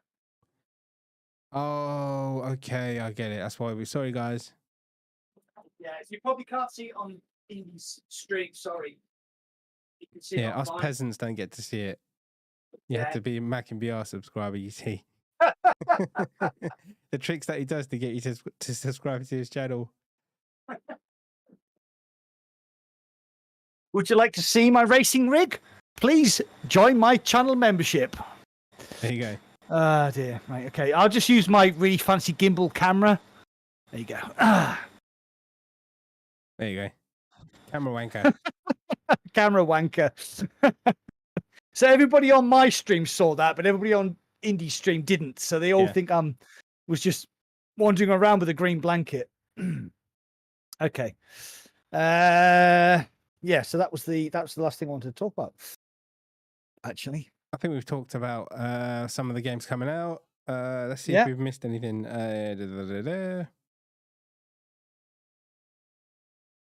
Right, so while there's a lull, I want to quickly update my channel members, who are a lot of watching, about what's going on with my channel. If that's all right with you, Indy. I am strongly opposed to this. I don't want to talk about your fucking channel, all right? Oh God! But we are the police. I love that advert where the two coppers are sat in the car. Maybe they can steal the squishy ring and then call the police. We are the police. Oh my God! Have you seen the? Have you seen the Mickey Take advert where the guys do the Haribo advert, but they use the helium balloons? I think so. Yeah. And the guy says, all the Americans don't have a single clue what we're talking about. With the guy, I like this ring. It makes me feel like a princess. And then all of his mates just start cracking up. Anyway, go on YouTube and look for Haribo advert on helium. It's genius. Honestly, it's just genius. Right, so yes. My channel, obviously, the most important person here is me. For me, anyway. So the people who have subscribed to my channel and are members may have noticed that I have not posted anything on my channel for 6 weeks, apart from my live streams. The live streams always happen on a Monday and a Thursday, sometimes on a Sunday, usually with, friends. We usually do co-op stuff. So the reason was I got burned out. About 2 months ago, I just didn't want to make any more YouTube content. It's too much stress. It doesn't pay very well. Anybody that has a YouTube channel will absolutely understand that the amount of effort you put in is not financially viable. Because it doesn't matter whether you're Mr. Beast, who's making a video where he's being watched by 100 million people, if you have a channel that has 1,000 subscribers, 10,000 subscribers, 20,000, you put the same amount of effort in that Mr. Beast does to make a video, but your financial compensation isn't so good. So 2 months ago, I hit the wall, bang, proper burned out, didn't want to make any more YouTube videos. And yeah, so I didn't for 6 weeks, and the channel has died, because of it. I really appreciate the fact that all of my channel members have stayed with me. Still doing the podcast with Indie, still doing the live streams. I was trying to get this contract with Pico. So if anybody doesn't know, I stream on Pico's video app on the Pico headset, which is only available. You can only watch the streams on the Pico headset, which is a bit of a strange choice. But I got the contract and it pays quite well, so I'm quite happy. It's not going to last. It only ends. It ends in September, and then I'll be back to making full-time content on YouTube because I'm on holiday at the end of September for 1 week. I'm going to Italy with my wife. We're going to have a lovely time. We're going to relax. We're going to drink wine. We're going to eat lots of pasta. Probably come back fat. And at that point, I will be going back to my regular YouTube content. I'll be making at least one video a week again. And yeah, I just wanted to explain to everybody the reason I've been so distant, if you can, I suppose you can put it as distant. Yeah, I just got in a bad place. And I couldn't, I was still enjoying VR, but I couldn't see any content that I wanted to make. There's one video I've got running around in my mind, which I might do in October. Yeah, so that was the reason. So channel members will be getting the spin to win will be coming back. Have some giveaways to do. Channel members will be getting exclusive giveaways. I will be going back to full-time content creation at the beginning of October because my Pico contract ends at the end of September. If the Pico contract comes back, I'll have to try and balance things around that. But yeah, it was just pure burnout. I got to 15,000 subs. I worked my ass off to get there. 3 years of work to get to 15,000 subs. And then I hit the wall. And it happens. But we just have to push through, don't we? And you, my friend, Indy, will have in your future, you will have the same thing happen to you. I guarantee it. You will get to a point where you just think, oh my good fucking God. I'm there now, mate. Oh, thank you, Parasite. Thank you, my friend. And that's why actually I want to keep going, is because it's nothing to do with making the content. It's nothing to do with your subscriber count. It's just about the community. We've got a great community. And weirdly, our community has grown around me and you and Power On, hasn't it? There's a lot of people who we sort of share Inbreeding, yeah. So our communities are kind of molded together. So me, Power On, and Indie, obviously doing the podcast. There's a lot of people involved in all of our communities, and we have a lot of crossover, and I think it's really nice. Yeah, so that's the reason I haven't been making any content. I do apologize if you are a subscriber of mine. I do apologize to my channel members. Things will get better. I'm going on holiday in the end of September, and when I get back, I will be back to full-time content creation. There you go.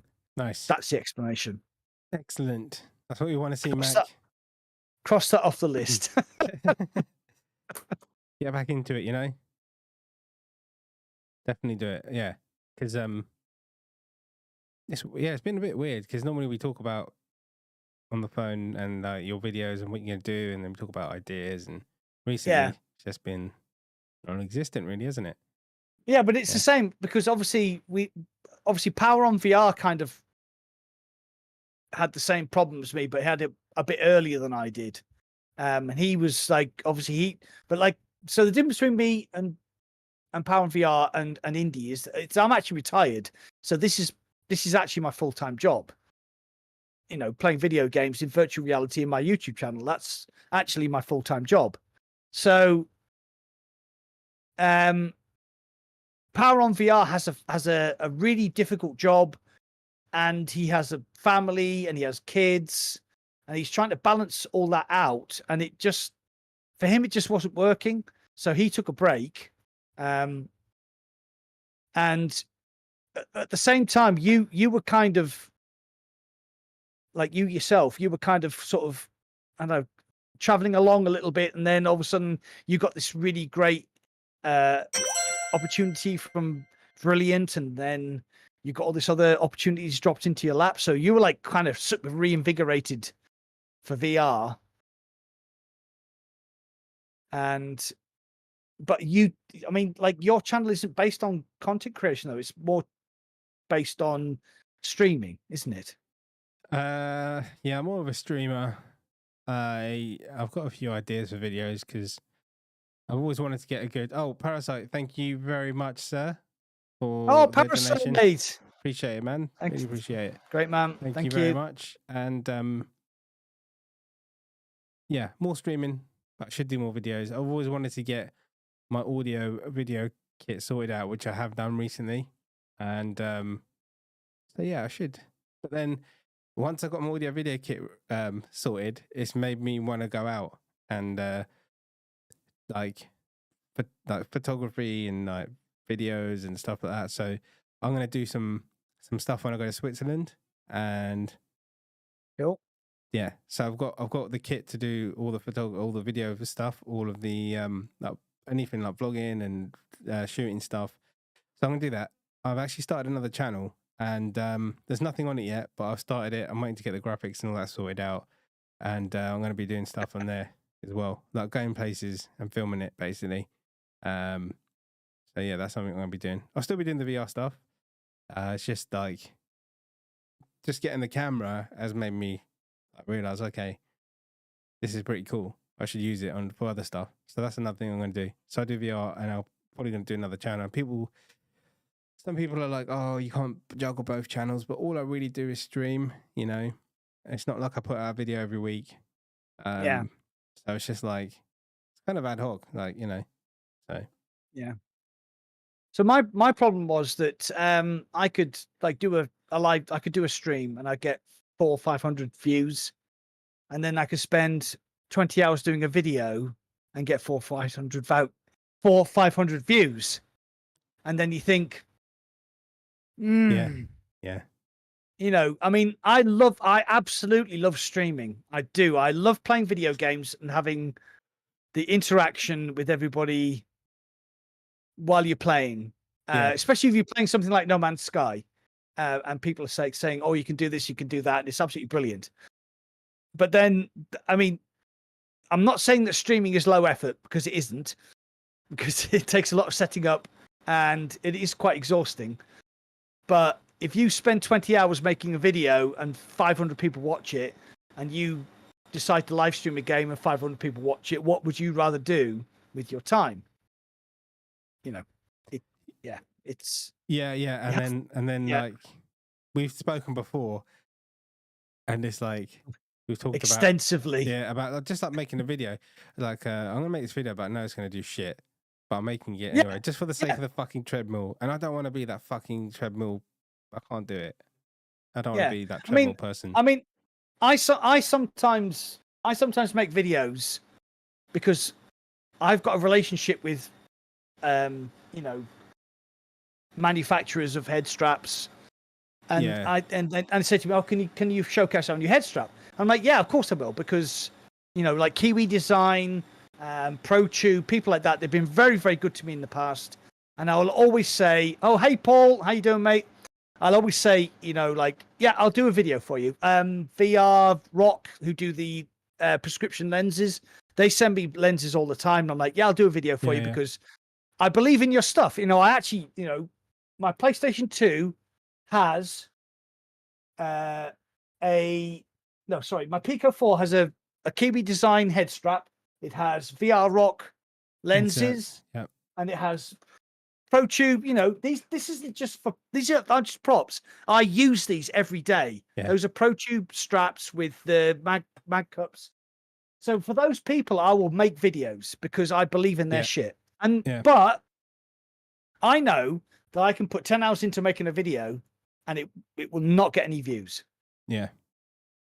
But I'll do it anyway because I support these manufacturers, because these are the guys that in VR I use all the time. I mean, for God's sakes, look at this. Here you go. That is a good advert for Pro Tube, right? Pico 4, Pro Tube. Quest, Pro Tube. PSVR 2, Pro Tube. That's how much I believe in Pro Tube. Yeah. But every once in a while you make a video about something random and it'll go ballistic. Yeah. It'll do 100,000 views. And you're like, why did that do 100,000 views and all my other stuff didn't? Yeah. It's weird. It's absolutely weird. Like, I've never actually fully tried like the whole weekly video thing. Yeah. To be honest. So I don't know. I just like streaming. I do. I love streaming. I love streaming. Because it's like, if someone gave me access to a game early, which has happened loads, and even like now, I've got the opportunity to make a video and put it out, right? But I don't, it's like you're sitting there playing on your own. I enjoy playing it with other people, if you get what I mean, and interacting with people, and people asking me, can you do this and that? And then me discovering it for the first time. That's why I play games like blind. I don't really look into stuff before I play the game. I really do prefer streaming. But I could test it out for, like, I don't know, 3 months and just do one video a week. But what are you doing? I'm going to answer Paul from the VR Realms asked me a question. So as soon as you finish talking, and Slow Coach. Yeah, I've got a shelf unit right there. I've got a unit right there. It's got controllers, headsets, cameras, microphones, stands, consoles, vitamins, and some games. Yeah, so I've got a stand there. Going back. Yeah, so Paul asked me whether the Pro Tube adapters for the PlayStation 2 are easy to evolve. So I don't know whether you actually tried the version 2s for the indexes. So if you can see, there's no tie wraps. Basically, what you do is there's two halves. There's this half, and there's that half, and there's a small lever here. If you can see that, can you see that? Right. Okay. So you basically undo the lever, and then the whole thing just clips on, and you do lever up. Done. Takes 5 seconds, if that. And if it's not quite tight enough, there's a little Allen key here, which you can just tighten it up. Done. No, honestly, mate, it's like lever on, lever up. If it's too loose, just do up that. 10 seconds. Yeah. No tie wraps. No tie wraps like the original Index ones. Oh my God, they were fucking horrible. Like the ones I've got. Oh, the ones I sent you, which you never used with the Pro Tube I sent you as well. Sorry, I'm losing you. Mac? Hello? Sorry? Hello? Hello? Hello? Yeah, Hello? I think the sound's gone.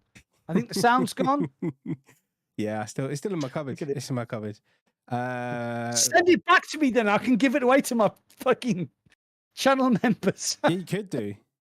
Stick it on OnlyFans. We've both had Oh, it. yeah.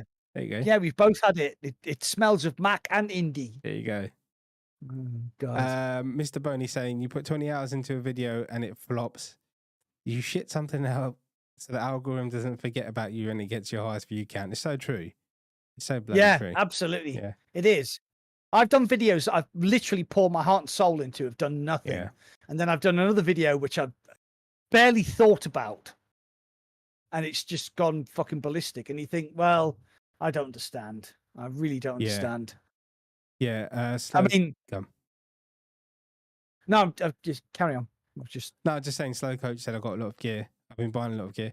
Yeah. I'm set for like audio and video, for like making videos basically on YouTube and doing all that kind of stuff. So I've basically got everything that I need, and for streaming and for doing podcasts and stuff like that. So yeah, I'm pretty set.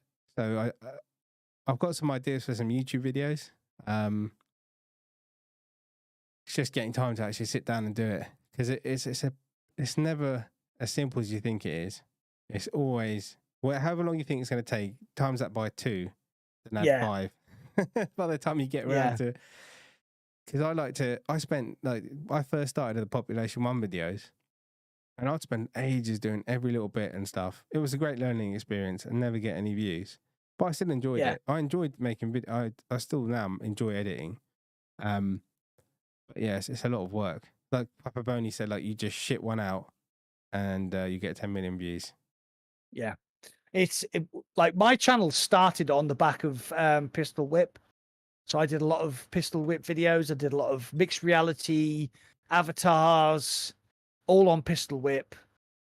I think the best Pistol Whip video I did got 500 views, and the worst got like 90. Got 90 or something like that. But I loved making them, and it does teach you a lot about making videos. So yeah, it's I don't know. Like Power on VR did a video and it did 350,000 views and made him 1,200 quid.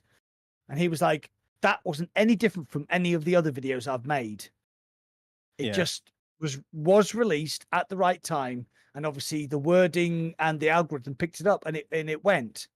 And he's since made the same video, like 6 months down the line, make the same video, and it didn't do anything. So it's just like, I mean, I'm going to do a video, right? And I'm going to fucking be as slack as I can and just kind of slap it together and not do all the bells and whistles that I normally do. And I'm going to slap it. I'm going to do an experiment. Fuck it. I'm going to do an experiment. I'm just going to rip the footage, stick it on there, just do me talking like this for like 30 seconds, voiceover, fucking throw it on there. This is XYZ, and just throw it on YouTube. Just see what happens. Yeah. I am. Yeah, I know. I understand. Like, so I'm going to use Beardo Benjo as an example here. And this is no disrespect to him. I love the guy. But he does like preview videos where he plays a game for an hour. Yeah. And it's basically just him behind a green screen. So it's like you can see him, he's playing the game, and he just talks about his experience for the first hour. Perfectly great format. He does it a lot, gets loads of views. But he's quite personable. I can't do that because I start playing the game and I forget that I'm being watched. Yeah. And then I just become very intense. So it's like you're different types of people have different types of styles. So don't try and copy somebody else. Try and be yourself. But trying to find out how to be yourself is really difficult. It is really difficult. And it's for all the people in the chat who have VR channels and are trying to build up their channels, it's like, whatever you're doing, don't copy anybody else. Just be yourself and do your own stuff. And that's the best advice I could possibly give to anybody. You just need to be yourself. So I just need to be a drunken bastard. There you go. Boop. You need a beard, apparently. Grow a beard, Mac, and you get more views. Oh, grow a beard and have a bald head. Like Mike and Beardo and all those others. Yeah, I see. Oh, Parasite. Thank you very much, my friend. Cheers, mate. Thank you. Austin Harley. I love how your porn in VR videos your fourth highest watched. Exactly. Yeah. Exactly. And that got demonetized. That video got demonetized. Because I said the P word and I said the S word Right. So I said porn, I said sex, and I said wanking, and I said masturbation, and I said all those words that the demonetized yourself on this algorithm video. doesn't yet. I just demonetized myself on this video as well. Who cares? I Wank, don't piss, care. shit, porn. Yeah. Yeah, exactly. Yeah, you can't say anything on YouTube that is anything controversial because it'll just demonetize you. It's the word, like, it's one of the reasons that Joe Rogan left YouTube is because they were talking about stuff that you can just have a conversation. We could be having a conversation about masturbation. We're adults, right? I'm 56, Serge is 41, and we're going to talk about masturbation. All right? Okay. Demonetized. Why? Oh, I thought we were actually going to talk about it. Oh, no. I was getting excited to come. But why if you're above the age of legal consent, can you not talk about masturbation without getting demonetized? It's crazy. It's crazy. And that, like you said, that porn video, it did like 50,000 views or something, got demonetized. Yeah. Thank you, Diego. Thank you very much for the donation. Oh, sir. Diego. Cheers, mate. Thanks a lot, mate.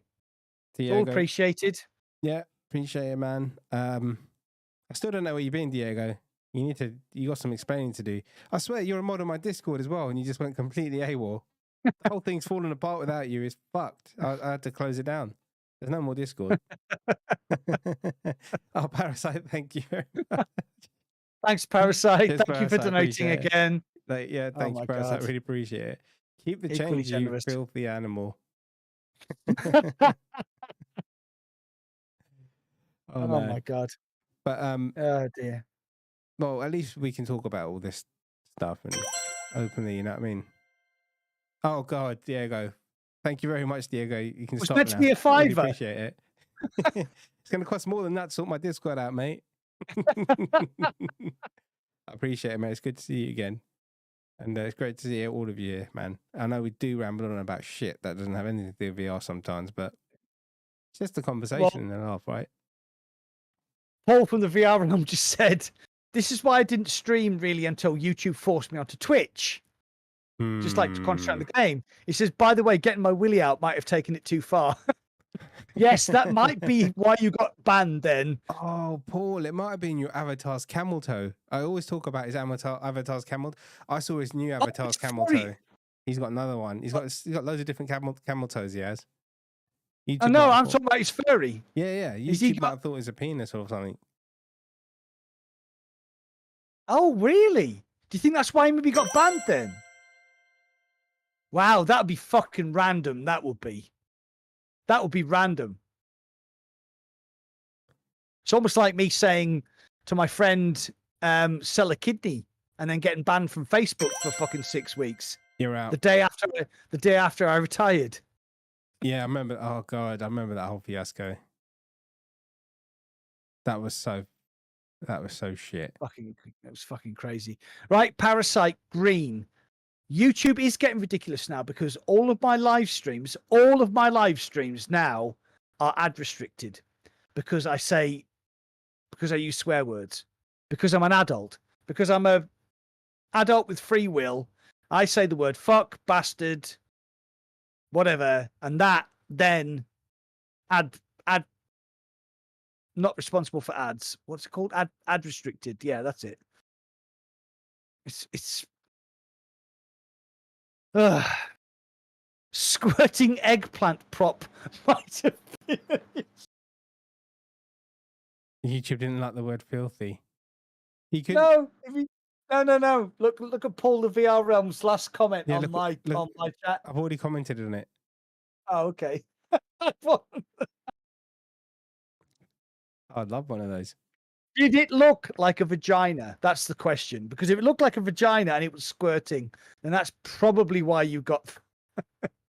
That's probably why you got banned. Oh my God! YouTube wouldn't let Parasite put filthy. He had to put stars on there on the super chat. Filthy. Yeah. I mean, what the hell? That's so stupid. That's really dumb.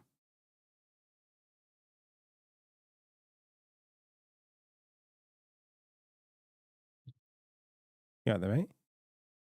Yeah, I'm just typing filthy into my chat. That's Maybe worked for me. it was in the super chat though. It wouldn't let me put filthy. Right, okay. And I just realised I haven't sorted my notifications out properly on this on this podcast. So you guys can see who does what. That's my bad. I've got to sort that out after this. Oh my god, we're on top chat as well. Fuck's sake.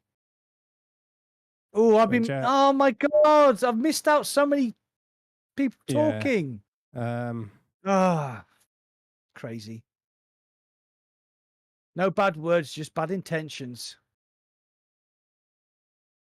But yeah, I think that's pretty much everything. I just so I got my those of you that weren't here earlier, my Behind the VR headset podcast that I do in Neos is gonna be coming out. Filmed it yesterday. It was a great laughed. It's on water bite. I drank a bottle of wine. I'm still better at talking than he is. Yeah. And then I'm probably going to do another. I set a channel up. I haven't done any content yet. When I do, I'll let you know. To do with like the camera stuff. I'm going to do that for sure because I'm really enjoying that. And there's so much stuff to see and kind of share the footage with you guys. I did a vlog, the first one, just testing it. The second one was testing it as well, and I got some footage. But now I've upgraded my kit, and it's just going to be even better. So I'm looking forward to that. Just go out and go places and capture footage and whatever. Yeah. Okay, so I think we're agreed that we're going to end the stream. Going to end the chat now. End the stream soon. We've talked about everything.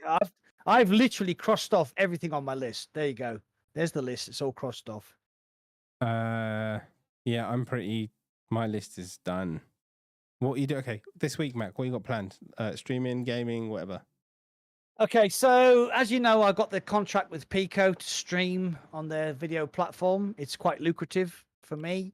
Yep. So if you have a chance, if you have a Pico 4, jump onto the Pico video app around 11 o'clock of a morning, 11 a.m. I'm usually streaming for 3 hours. I'll be playing Starfield tomorrow. I'm going to be stealing some ships because I've just realized I can steal ships. So I've already stolen like 2 ships and made myself about 100,000 credits. So I'll be doing that. Thursday, I will be streaming Far Cry VR. Sunday, if I get the chance, I will be playing Horde mode Crossfire Sierra Squad with Sergi, if I get the chance. If I don't, then he'll be playing co-op with his mate. And then Monday, I'm not sure. Oh, Monday will be my last live stream for a while because I'm going on holiday on a week on Wednesday, and I'll be away for 7 days. Nice. And then we have the relaunch. Then we have the relaunch of the channel on October the 1st. I'll be giving away a carbon mag tube.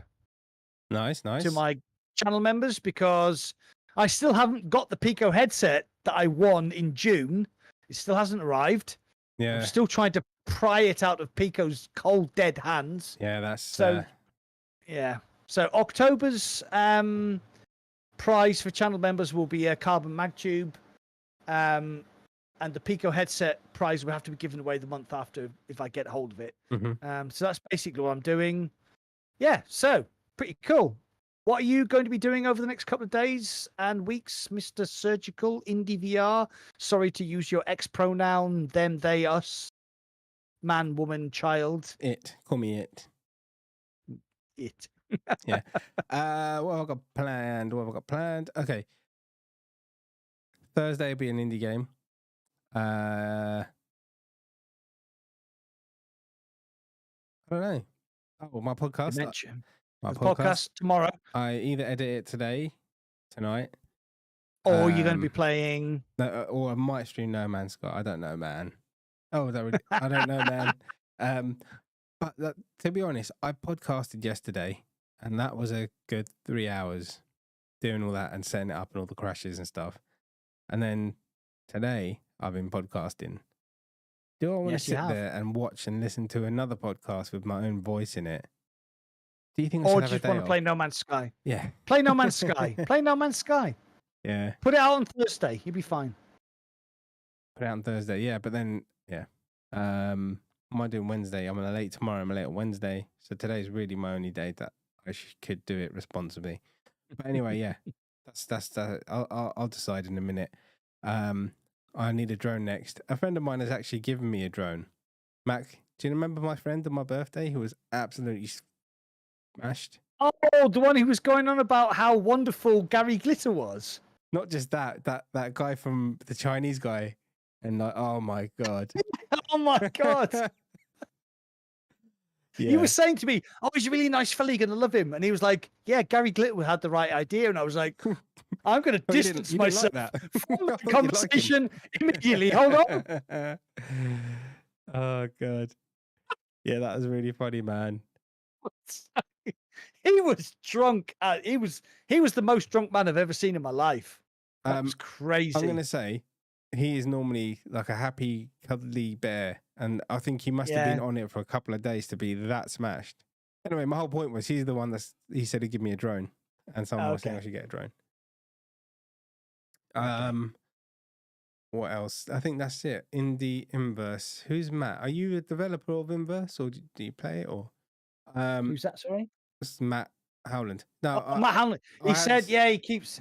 I had access to it months and months and months ago, and I didn't play it. So. I've got access to I've got access to it, and I haven't played it either.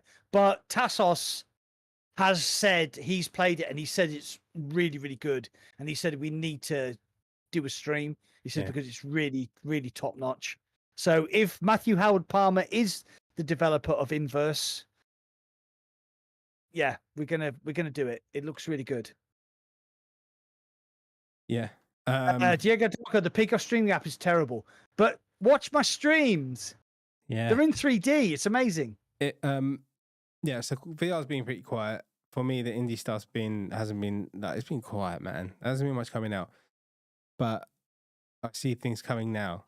So I like just pulling games out that people don't even know about and just playing them. So there's a few games. There's actually one game I'm not going to talk about, but it's quite a big one, and I think I might be able to. I might have blagged it so I can stream it before anyone else. But that'd be in October. But there hasn't been a lot of exciting stuff that's been exciting me. But now there is stuff starting to come through, so be a lot more indie stuff going on. Yeah. Okay. So I'm going to say goodbye to the people in my chat. So Diego, Simon, Clueless, Wolveraza, Clicks. Obviously, Skeever on your end. Matthew Howard Palmer, if you are the developer of Inverse, then get in touch with us. Assassin, Wolveraza, as usual. Paul, thank you very much. Flying High. Okay. Thanks, guys. Thanks for watching. I'll let Indy say his goodbyes. Yeah, in my chat, I'll say it really fast. Okay. So there's so many people, but let's start. So you got Paul from the VR realm, you got Diego Darker, you got Mr. Bodie VR, you got IndieVR. Oh shit, that's me. Who else you got? Well, Parasite, I've already done him. Oh shit. I think that's Classy Buddy, Analog Joker, the Googly, and I'd like to thank my mummy and daddy for having sex and making me. There you go. I don't know if anybody here also watches cycling, but there's an Irish guy who does the commentary on like the Vuelta and the Giro d'Italia, and this is an impersonation of him. Oh, see, there's the little fella on the bicycle, and he's riding up the mountain, and there's another fella on the bicycle behind him who's trying to catch him, but the fella on the bicycle at the front is a little bit quicker than the fella on the bicycle behind him, and there's another fella on a bicycle who's behind the guy who's behind the fella on the bicycle, and he is actually a Tour de France winner, and he is actually a commentator on Eurosport. Mm-hmm. And if you actually go and watch the cycling on Eurosport, that guy is real. He's real, and it's like a scene from Father Ted. Honest to God, it's go and watch cycling on Eurosport, and you'll see this guy. He's amazing. I've never seen it. Little fella. There's a little fella on the bike. Oh, the little fella on the bicycle. He's fallen off his bicycle, and the other fellas on the bicycles, they've all ridden past him, and the little fella's lying in the ditch on the bicycle, and I think he's dead. Or it's really sad. But all the other fellas on the bicycle have all ridden past him, so that's really good. And now there's a no, it's just a little fella on the bicycle who's ridden past him. It's like watching a 3-hour fucking episode of Father Ted. It's fucking fantastic. I can't even remember what his name is, but there you go. Anyway, Right. I'll have to okay. ship him one day. I want that fucking audio mixer, and we're going to do the whole podcast in the Haribo child voices. Haribo. Oh god, yeah, but that'll probably do people's fucking heads in. I think within 5 minutes. But we're the police. I love the Haribo adverts. The Haribo adverts. They were fucking shit. No, that's the devil version of them. Yeah. I mean, it's got other stuff in here. So you can be a fucking robot if you want with different robots. Monster. And you got a megaphone. Got a megaphone here. It's not, yeah. That's just the pissing about part of it. There's loads of other shit yeah, the stuff I need to actually learn. That's just I've got the basics down. Yeah, to make the podcast better. Because as people don't know, we always have what we call the indie technical problems before the podcast starts. And he's like, no, dude, I've got it sorted. I've obviously got it sorted. And then an hour before the podcast started, he didn't have it sorted. What's that? You had loads of technical issues before we even started the Today? podcast. As per usual, No, yes. we met 90 minutes before instead of 30, and we were good. All I had to do is click 2 buttons. We've been going for an hour before it even started. Right, okay. Yeah, let's go. Yeah, let's go. End the stream. So I am streaming Far Cry VR on Thursday. You are doing. I'm going to eat 10 extra spicy peri peri chicken wings and consider playing No Man's Sky. Or editing. Good man. Right. After the live stream. Yeah. Okay, well, I'll tune in. So you got at least one viewer. Yeah. And thank you to everybody who's watched Verified Games. Oh, didn't mention you, dude. Sorry. Walking Dead, Simon V. Yeah, thanks for watching. And I will see you on the other side. And we'll be back in 2 weeks' time. Yes, we Maybe will. Sunday. Maybe Sunday for the Crossfire stream. Oh, okay. Yeah. Yeah, I'll be doing Crossfire on Sunday. Yeah. Bloody hell. Dementia. Yeah. Oh god, yeah. Okay. Right. So next time you want to watch the little fella on the bicycle, don't tune into the podcast because there's no little fellas on bicycles. Daddy, I fell off my fucking bicycle. Right, guys. I'll see you all later. Cheers for watching. Bye.